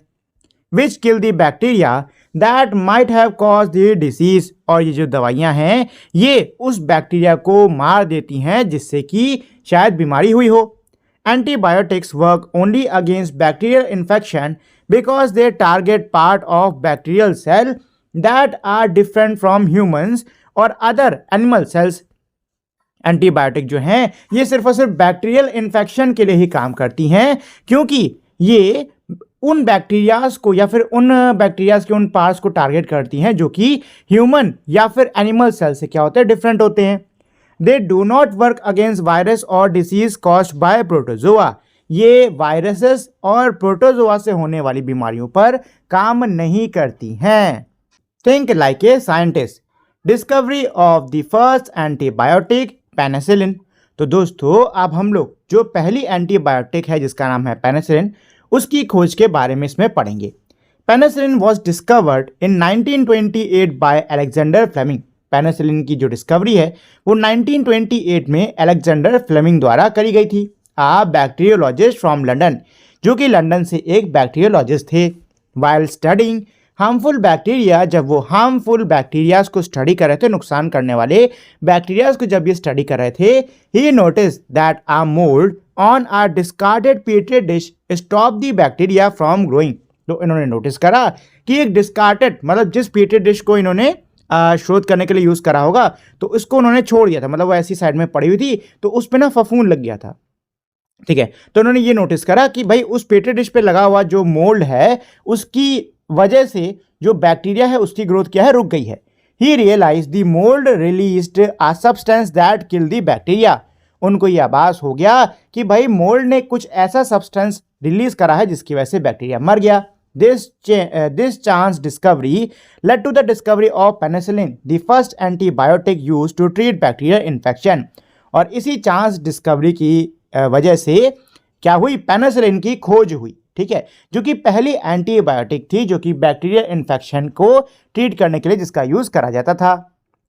दो antibiotics are effective in protecting us against bacterial infection and have saved millions of lives since their discoveries, their indiscriminate use has led to a decline in their effectiveness। क्या कह रहे हैं कि भाई वैसे तो जो एंटीबायोटिक होती है ये बहुत ही इफेक्टिव, बहुत ही असरदार होती है हमको बैक्टीरियल इन्फेक्शन से बचाने में, और इसने अभी तक कई करोड़ों जानें भी बचाई हैं। लेकिन इसका जो अंधाधुंध इस्तेमाल हो रहा है इसकी वजह से अब ये कम इफेक्टिव यानी कम असरदार हो गई हैं। Nowadays, there are news headlines about antibiotic resistance, a phenomena where bacteria that were early killed by a given antibiotic are found to survive and multiply despite treatment with that antibiotic। क्या कह रहे कि भाई तो इसकी वजह से आजकल हेडलाइन सुनने को मिल रही है जो कि है एंटीबायोटिक रेजिस्टेंस। ठीक है ना। अब एंटीबायोटिक रेजिस्टेंस क्या है कि ये एक ऐसा फिनोमेना है, ये एक ऐसी घटना है जिसमें बैक्टीरिया जिस एंटीबायोटिक से पहले मर रहा था अब वो उससे मर नहीं रहा है पूरी तरीके से, और ट्रीटमेंट चलने के बावजूद, उस एंटीबायोटिक के साथ में ट्रीटमेंट चलने के बावजूद वो मल्टीप्लाई हो रहा है, यानी कि उसकी संख्या बढ़ रही है। This makes common infection harder to treat and increase the risk of complication, prolong illness and even death. इसकी वजह से इन्फेक्शन को ट्रीट करना और भी ज़्यादा मुश्किल हो गया है, जिससे कि और कॉम्प्लिकेशन यानी कि और कई दिक्कतें होने का डर और ज़्यादा बढ़ जाता है। लंबे समय तक बीमारी रहती है, यहाँ तक कि मौत भी हो सकती है। ठीक है दोस्तों। अच्छा, तो ज़रा वापस पेज पे चलते हैं। यहाँ पे ना इमेज दी हुई है। ठीक है, तो दोस्तों यहाँ पर ना हमारी इमेज दी हुई है जिसके सहायता से हम ये समझते हैं कि जो एंटीबायोटिक रेजिस्टेंस है ना वो कम्युनिटी में, मतलब किसी भी समुदाय में कैसे फैलता है। ठीक है, तो देखो जब हम लोग बहुत ज़्यादा एंटीबायोटिक लेते हैं, जब ज़रूरत नहीं होती तब भी एंटीबायोटिक लेते हैं, तो इसकी वजह से क्या होता है, बॉडी के अंदर हम लोग के एंटीबायोटिक रेजिस्टेंस जो है वो डेवलप हो जाता है। अच्छा, ये ह्यूमन बॉडी में भी हो सकता है और ये एनिमल की बॉडी में भी होता है। ठीक है, और जब एनिमल के हम लोग प्रोडक्ट यूज़ करते हैं या फिर एनिमल के जो कह सकते हो वेस्ट है उससे मैन्योर बना के उसको फसलों में डाला जाता है तो ये उसमें ट्रांसफर हो जाता है, फिर उससे वापस क्या हमारे कम्युनिटी में आ जाता है। ठीक है, सेम ऐसे ही लोगों से भी होते होते ये किसमें, हमारे कम्युनिटी में आ जाता है, और इसकी वजह से धीरे धीरे करते हुए सभी लोगों में एंटीबायोटिक रेजिस्टेंस जो है ये डेवलप हो जाता है। ठीक है ना।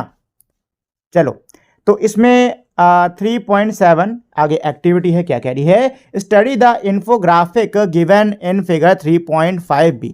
3.5b में जो इन्फोग्राफ दे रखा है उसको पढ़ो। तो चलो भाई चलते हैं। तो ये है 3.5b। हाँ, और इसमें हेडिंग दी हुई है how bacteria become resistance to antibiotic. हम लोग ये पढ़ेंगे जो बैक्टीरिया है वो एंटीबायोटिक से रेसिस्टेंस कैसे ये बिल्डअप करता है। ठीक है, तो देखो सबसे पहले क्या होता है कि कुछ माइक्रोब्स के अंदर ये जो एंटीबायोटिक रेजिस्टेंस है ना ये बनता है। ठीक है, अब जब आप एंटीबायोटिक लेते हो तो लेने से क्या होता है कि वो बैक्टीरिया जिनमें एंटीबायोटिक रेजिस्टेंस नहीं है वो मर जाते हैं सारे के सारे। ठीक है ना।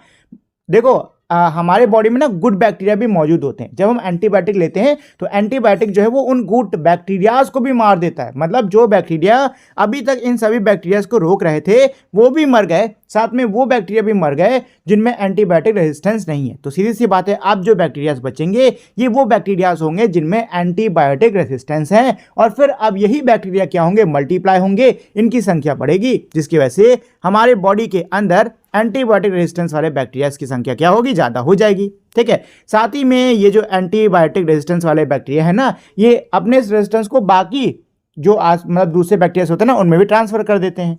ठीक है। अच्छा, अब यहाँ पे आप देख सकते हो कि ये एक लड़का है जो कि एंटीबायोटिक खरीद रहा है। क्या कह रहा है? I need antibiotic for my mother, मुझे एंटीबायोटिक चाहिए अपनी माँ के लिए। She has a sore throat and a fever, उनको सोर थ्रोट है, मतलब उनके गले में कह सकते हो सूजन सी है, बैठा हुआ है, और उनको बुखार है। तो यहाँ पे क्या करें कि आपको डॉक्टर से क्या लेना चाहिए? प्रिस्क्रिप्शन लेना चाहिए। ठीक है, देखो जब हम लोग शॉप से जाके ऐसे ही एंटीबायोटिक लेते हैं और उसको कंज्यूम करते हैं ना, तो इसकी वजह से भी एंटीबायोटिक रेजिस्टेंस ना हमारी बॉडी में बिल्डअप होता है। ठीक है, सेम ऐसे यहाँ पे आप देख सकते हो, ये व्यक्ति पूछ रहे हैं are you giving antibiotic to your cattle, क्या आप अपने कैटल को एंटीबायोटिक दे रहे हो? तो ये कह रही है no I am not using any antibiotic. तो ये कह रही नहीं, हम लोग एंटीबायोटिक यूज़ नहीं करते, जो कि काफ़ी सही चीज़ है, क्योंकि अगर वो एंटीबायोटिक यूज़ करेंगी तो इस कैटल के अंदर भी एंटीबायोटिक रेजिस्टेंस जो है वो बिल्डअप हो जाएगा, और फिर यही एंटीबायोटिक रेजिस्टेंस जो है इसके प्रोडक्ट को कंज्यूम करने वाले के अंदर भी चला जाएगा। ठीक है, चलो सेम ऐसे यहाँ पर भी जो बच्चे हैं क्या कह रहे हैं अंकल जी से कि आप अपने कैटल में ये एंटीबायोटिक वाला इंजेक्शन मत लगाओ, नहीं तो इसमें भी एंटीबायोटिक रेजिस्टेंस जो है वो बिल्डअप हो जाएगा। ठीक है, चलो आगे देखते हैं इसमें क्या है। How do you think the antibiotic resistance have been developed in bacterial pathogens? क्या कह रहे हैं दोस्तों कि क्या लगता है आपको जो ये एंटीबायोटिक रेजिस्टेंस है ये बैक्टीरियाज के अंदर या ये जो पैथोजेंस के अंदर कैसे बिल्डअप हुआ? What precautions may be taken to reduce antibiotic resistance? और हमको कौन कौन से प्रिकॉशंस लेने चाहिए एंटीबायोटिक रेजिस्टेंस को कम करने के लिए? तो उसके प्रिकॉशंस नीचे जो इमेज है ना उसमें आप देख सकते हो। To tackle the problem of antibiotic resistance we must use antibiotic wisely only when prescribe by the doctor. क्या कह रहे हैं कि भाई एंटीबायोटिक रेजिस्टेंस की जो प्रॉब्लम है इसको टैकल करने के लिए, इसका सामना करने के लिए हमको एंटीबायोटिक्स को सही से यूज करना है। जब डॉक्टर प्रिस्क्राइब कर रहा है, जब डॉक्टर लिख रहा है, तभी उनको लेना है। इन करेक्ट डोज, सही मात्रा में लेना है, एंड फॉर राइट ड्यूरेशन, और सही समय तक लेना है। Avoiding unnecessary use help prevent the risk of resistance bacteria and keep antibiotic effective for future generation. क्या कह रहे हैं कि भाई अगर हम अननेसेसरी यूज को कम करते हैं तो इससे एंटीबायोटिक रेजिस्टेंस जो है ये क्या होगा, मतलब इसमें कमी आएगी, ये ज़्यादा बिल्डअप नहीं होगा, और जो एंटीबायोटिक हैं ये हमारे फ्यूचर जनरेशन्स के लिए भी इफेक्टिव रहेंगे। Traditional medicine system like Ayurveda, Siddha and यूनानी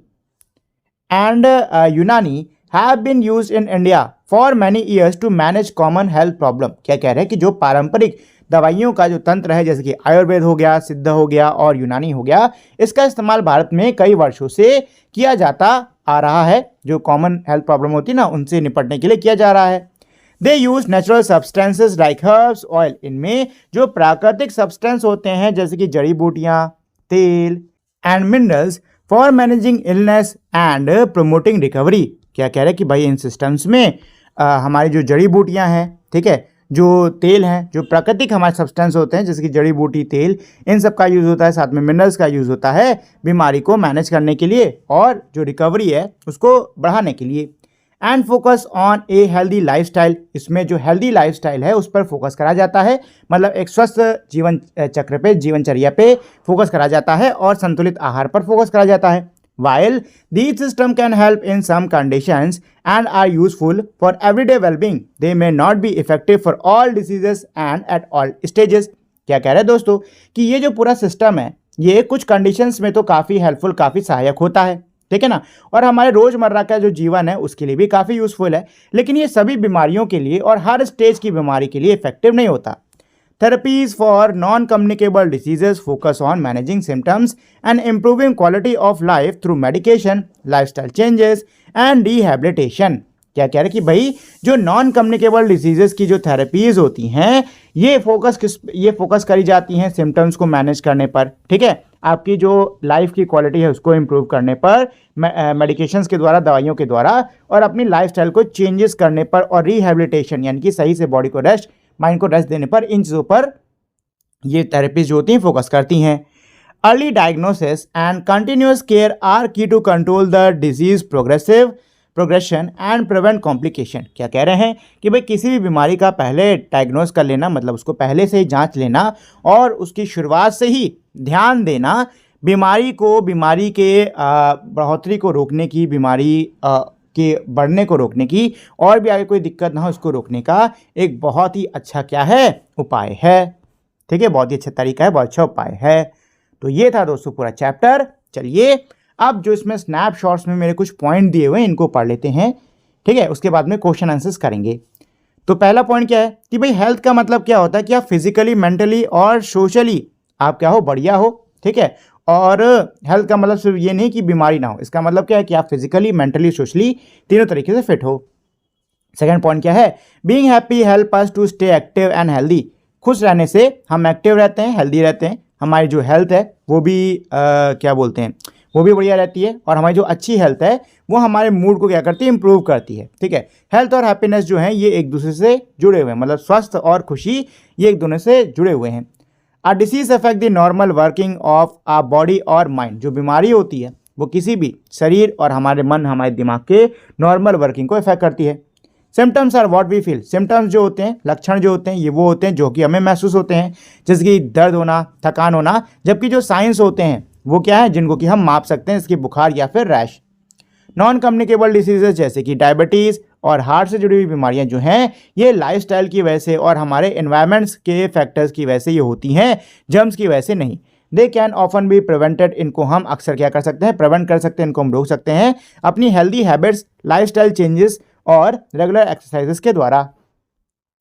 जो इन्फेक्शियस डिसीजेस होती हैं वो पैथोजेंस जैसे कि हमारे बैक्टीरिया, वायरस, वॉर्म्स इनकी वजह से होती हैं। हमारा जो इम्यून सिस्टम है वो हमारी बॉडी को प्रोटेक्ट करता है जो नुकसान देने वाले पैथोजेंस है ना इनसे।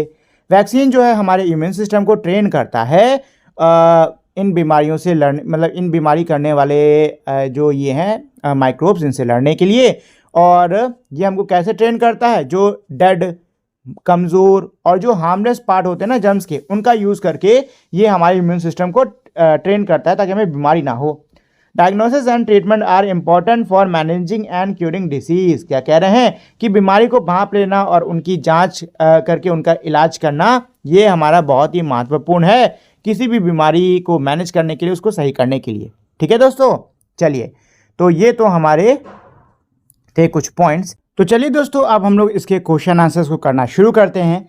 तो पहला क्वेश्चन क्या है, group the disease shown in the images as communicable और नॉन कम्युनिकेबल। आपको क्या करना होगा कि यहाँ पे जो इमेजेस में आपको बीमारियां दिखाई गई हैं, आपको इनको कम्युनिकेबल और नॉन कम्युनिकेबल इनमें इनको बांटना होगा, ठीक है। तो देखो सबसे पहले इसमें कोल्ड एंड फ्लू। तो दोस्तों कोल्ड और फ्लू ये हमारी कम्युनिकेबल डिसीज होती है, ठीक है। नेक्स्ट है टाइफॉइड। टाइफॉइड ये आप अगर कोई कंटामिनेटेड फूड या फिर वाटर कंज्यूम करते हो तो होता है, ये भी आपकी कम्युनिकेबल डिसीज होती है, ठीक है। नेक्स्ट है इसमें डायबिटीज़ और अस्थमा। दोस्तों डायबिटीज़ और अस्थमा ये दोनों हमारे नॉन कम्युनिकेबल डिसीज होती हैं, जबकि जो चिकन पॉक्स है ये भी आपकी कम्युनिकेबल डिसीज होती है, ठीक है दोस्तों। तो ये तीनों, ये कम्युनिकेबल, ये कम्युनिकेबल, ये नॉन कम्युनिकेबल, ये नॉन कम्युनिकेबल, ठीक है दोस्तों। चलिए आगे बढ़ते हैं, क्वेश्चन नंबर 2 पर चलते हैं। तो क्वेश्चन 2 क्या कह रहा है, diseases can be broadly grouped into communicable and non communicable diseases. जो बीमारियां होती हैं इनको हम लोग कम्युनिकेबल और नॉन कम्युनिकेबल डिसीजेस में क्या कर सकते हैं, इनको ग्रुप कर सकते हैं। From the option given below, नीचे दिए हुए ऑप्शंस में से identify the non communicable diseases. तो आपको नॉन कम्युनिकेबल डिसीजेस को पहचानना होगा, ठीक है दोस्तों। तो देखिए यहाँ पे नॉन कम्युनिकेबल डिसीजेस कौन कौन सी हुई, यहाँ पे नॉन कम्युनिकेबल डिसीजेस हैं आपकी अस्थमा और डायबिटीज़, ठीक है। टाइफॉइड और ये मीजल्स दोनों ही कम्युनिकेबल डिसीजेस होती हैं, ठीक है। तो नॉन कम्युनिकेबल डिसीज कौन सी हैं, अस्थमा और डायबिटीज़, यानी कि दूसरा और तीसरा, और दूसरा और तीसरा आपके बी वाले में है, तो बी वाला ऑप्शन आपका एकदम सही है, ठीक है। चलिए क्वेश्चन नंबर 3 पर आते हैं। क्वेश्चन 3 क्या कह रहा है, there is a flu outbreak in your school. आपके स्कूल में एक फ्लू का आउटब्रेक है, मतलब सबको फ्लू हो रहा है। Several classmates are absent. कई सारे क्लासमेट्स आपके क्या हैं, एब्सेंट है, मतलब नहीं आए हैं। While some are still coming to school coughing and sneezing. जबकि कुछ जो है अब भी स्कूल आ रहे हैं, खांस रहे हैं और छींक रहे हैं। 1. What immediate action should the school take to prevent the further spread. क्या कह रहे हैं कि भाई स्कूल को कौन से इमीडिएट एक्शन लेने चाहिए, कौन से तुरंत काम करने चाहिए जिससे कि ये जो फ्लू है ये और ज़्यादा ना फैले। तो स्कूल को क्या करना चाहिए, स्कूल को पहली चीज़ तो अगर बहुत तेज़ी से ये तबीयत खराब हो रही है, बहुत तेज़ी से बीमारी फैल रही है, तो बच्चों को छुट्टी दे देनी चाहिए, ठीक है ना, ताकि वो घर में रहकर आराम से रिकवर हो सके, ठीक।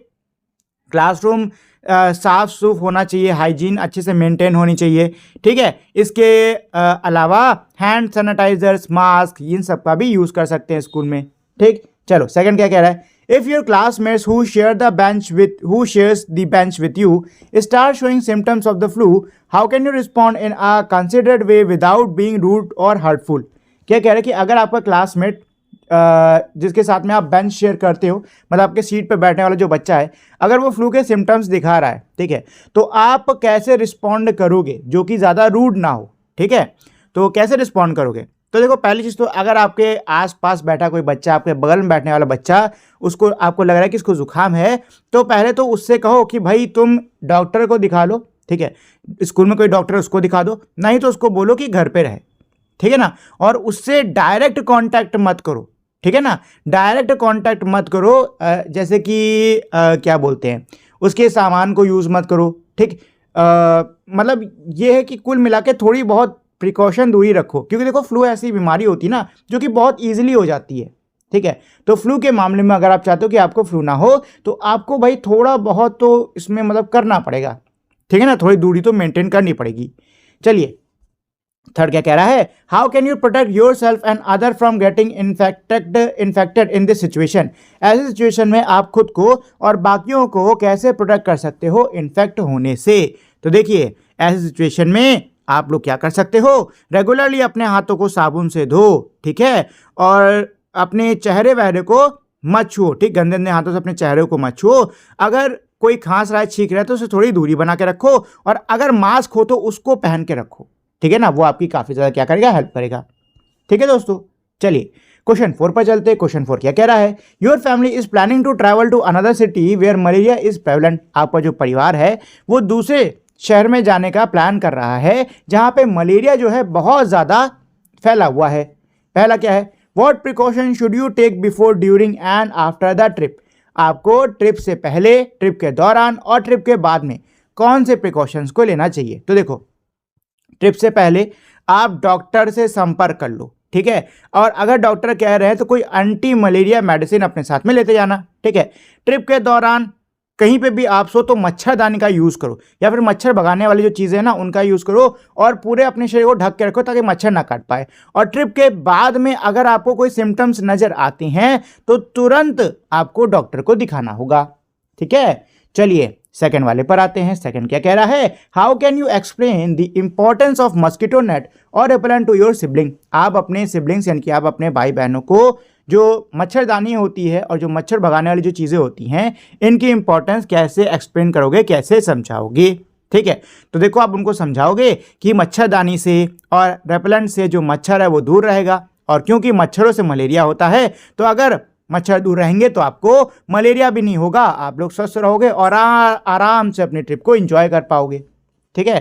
थर्ड क्या है, what could happen if travellers ignore health advisory in such areas. क्या होगा अगर जो ट्रैवलर्स हैं वो ऐसे एरियाज में जो हेल्थ एडवाइजरी है, मतलब जो सेहत को लेकर सलाह जारी करी गई है, उसको अगर वो पूरी तरीके से इग्नोर करते तो क्या होगा, कि तबीयत खराब हो जाएगी, है कि नहीं।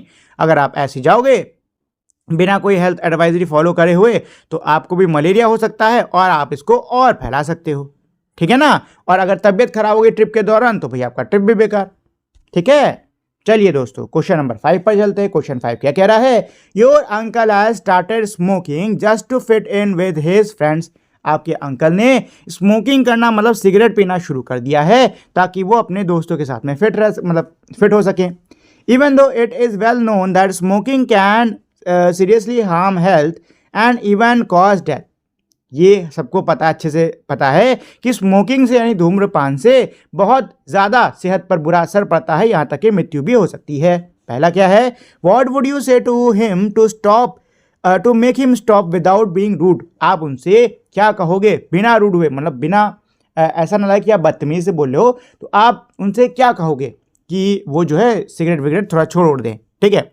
तो प्यार से बोलोगे कि भाई देखो मुझे आपकी चिंता है, और जो स्मोकिंग है, जो धूम्रपान है, ये आपके फेफड़ों के लिए, दिल के लिए बहुत ज़्यादा क्या है, ख़राब है, ठीक है। अगर आप रिलैक्स होना चाहते हो या एंजॉय करना चाहते हो अपने दोस्तों के साथ में, तो स्मोकिंग एक लौता तरीका नहीं है, और भी तरीके हो सकते हैं। अपनी सेहत को ऐसे नुकसान खतरे में मत डालें, अपना ध्यान रखें। ठीक है, सेकंड क्या है, what would you do if your friend offers you a cigarette at a party. अगर पार्टी में आपका दोस्त आपको सिगरेट दे रहा है तो आप क्या करोगे भाई, मना कर दोगे, सीधी सी बात है, थूकने थोड़ा ना लगेंगे, सीधी सी बात है, मना कर देंगे नहीं चाहिए, नहीं पियेंगे। ठीक, थर्ड क्या कह रहा है, how can school help prevent students from indulging in such harmful habits. जो स्कूल हैं वो क्या कर सकते हैं जिससे कि बच्चे ऐसी जो खराब आदतें हैं इसमें वो ना फंसें।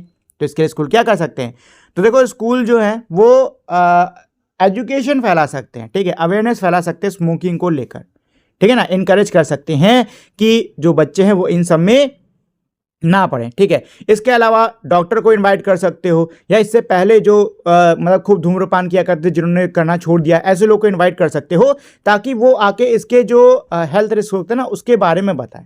ठीक है, तो ये सारी चीज़ें स्कूल कर सकते हैं। चलिए क्वेश्चन नंबर 6 पर चलते हैं।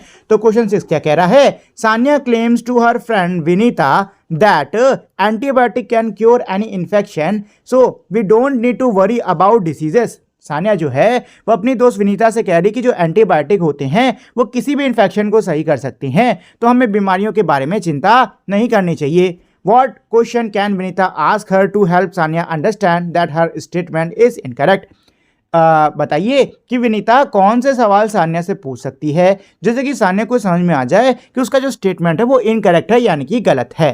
ठीक है, तो देखो वो ऐसा सवाल पूछ सकती है कि क्या जो एंटीबायोटिक्स हैं क्या वो वायरस के खिलाफ काम करें, क्योंकि एंटीबायोटिक्स तो वायरस के खिलाफ काम करते नहीं है। ठीक है ना, जुकाम मतलब जुकाम उखाम हो गया इसमें तो ये काम करेंगे नहीं। ठीक है, ये पूछ सकती है कि जो एंटीबायोटिक होते हैं वो सिर्फ और सिर्फ बैक्टीरियल इन्फेक्शन को ही ट्रीट कर सकते हैं, वायरल वाले को नहीं। ऐसे करके वो ये भी पूछ सकती है कि क्या होगा अगर एंटीबायोटिक्स को तब लें जब ज़रूरत नहीं है तो। ठीक है, तो ऐसे सवाल अगर वो पूछेगी ना तो सानिया भी सोचे कि हाँ भाई शायद मैं गलत कह रही हूँ, तो हो सकता है उसको अपनी गलती का एहसास हो जाए। ठीक है, तो ऐसे सवाल वो पूछ सकती है। चलिए क्वेश्चन नंबर 7 पर चलते हैं दोस्तों। क्वेश्चन 7 क्या कह रहा है, the following table contains information about the number of dengue case reported in a hospital over a period of 1 year.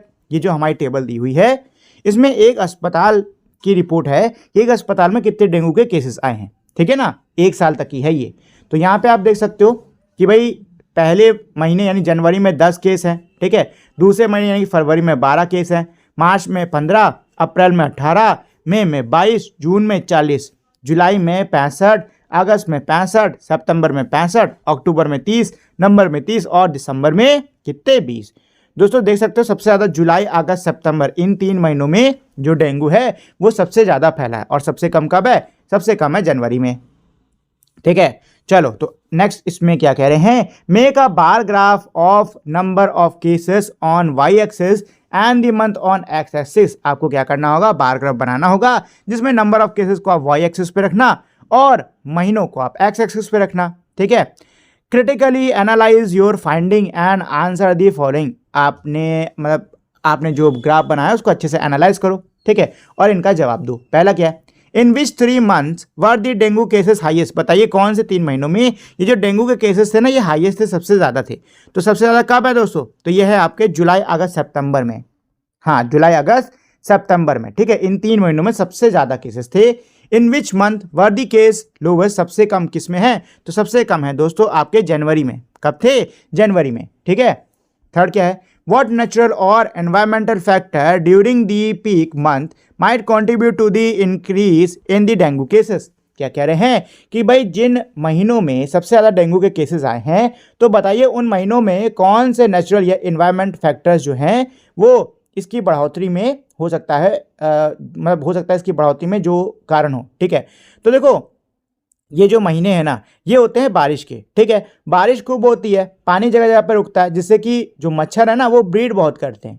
ठीक है ना, साथ ही में मौसम भी कैसा रहता है, गर्म और नम रहता है जो कि मच्छरों के लिए एकदम सुइटेबल होता है। ठीक है, इसके अलावा जो खराब ड्रेनेज सिस्टम होता है, अनकवर वाटर कंटेनर्स होते हैं, इसमें भी मच्छर होते हैं जिसकी वजह से मच्छर बहुत ज़्यादा मल्टीप्लाई होते हैं और इससे डेंगू का खतरा बढ़ जाता है। ठीक है, फोर्थ क्या है, suggest a few preventive steps that the community और the government can take before the peak season to reduce the spread of dengue. आपको कुछ प्रिवेंटिव स्टेप्स सजेस्ट करने होंगे जिसको कि कम्युनिटी या फिर गवर्नमेंट लेकर जो ये डेंगू के केसेस है ना इनको क्या किया जा सके, कम किया जा सके। ठीक है, तो भाई प्रिवेंटिव स्टेप्स में क्या है, प्रिवेंटिव स्टेप्स में यही है कि पानी को ना आप इकट्ठा मत होने दें, टायर में, किसी मटके में ऐसे इकट्ठा मत होने दें। सोते समय मच्छरदानी, रेपेलेंट इनका यूज़ करें, ठीक है। ड्रेनेज को टाइम टाइम पे बढ़िया से क्लीन रखें और उसको कवर रखें, ठीक है। इसके अलावा अगर केसेस बढ़ रहे हैं तो जो गवर्नमेंट है वो फॉगिंग या फिर स्प्रेइंग का यूज़ कर सकती है। मच्छर मारने वाली जो दवा है ना उसका छिड़काव कराएं जगह जगह पर, ठीक है ना।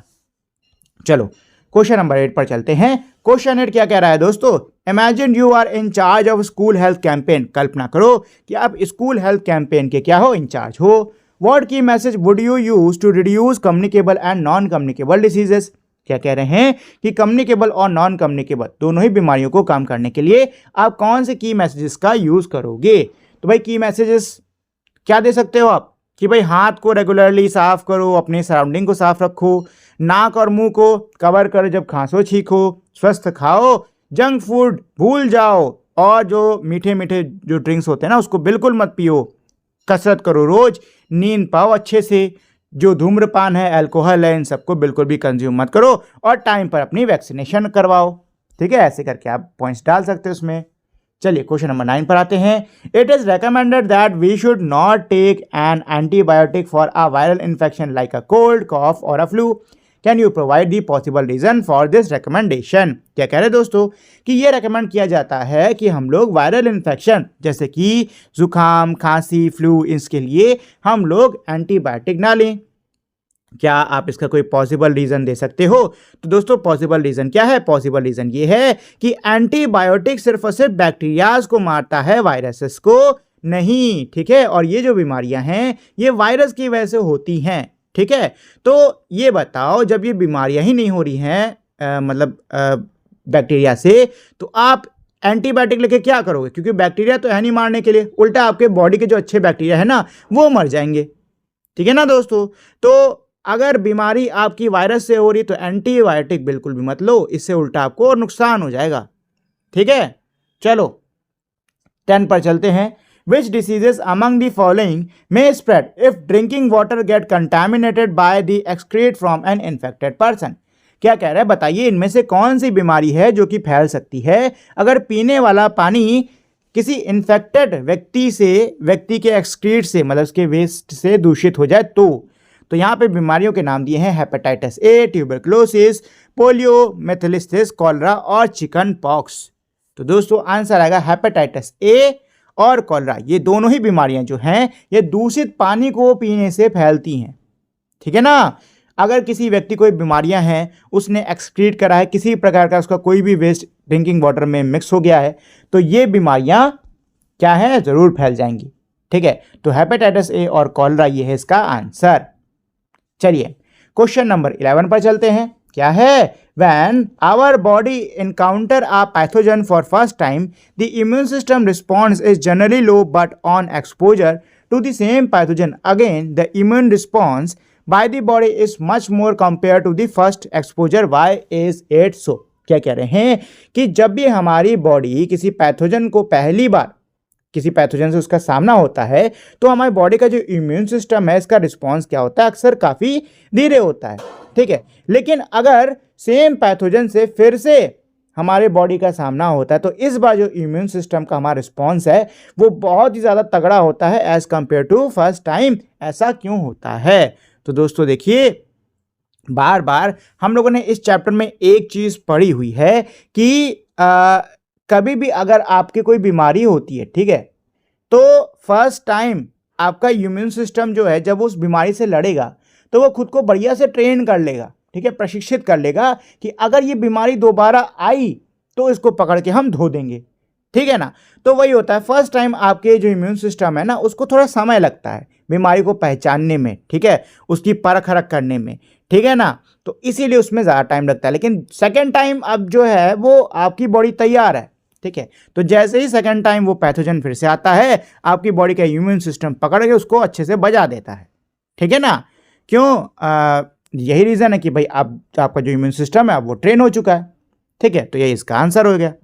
ठीक है ना दोस्तों। चलिए, तो ये तो था आपका पूरा का पूरा चैप्टर। उम्मीद करता हूँ आपको ये चैप्टर समझ में आ गया होगा, साथ ही में आपको इस चैप्टर को पढ़ने में मज़ा भी आया होगा। जाने से पहले दोस्तों एक छोटी सी रिक्वेस्ट करना चाहूँगा कि अगर आप लोगों ने अभी तक इस वीडियो को लाइक, शेयर और मेरे चैनल को सब्सक्राइब नहीं किया है तो प्लीज़ फटाफट से आप लोग इस वीडियो को लाइक, शेयर और मेरे चैनल को सब्सक्राइब कर दीजिए।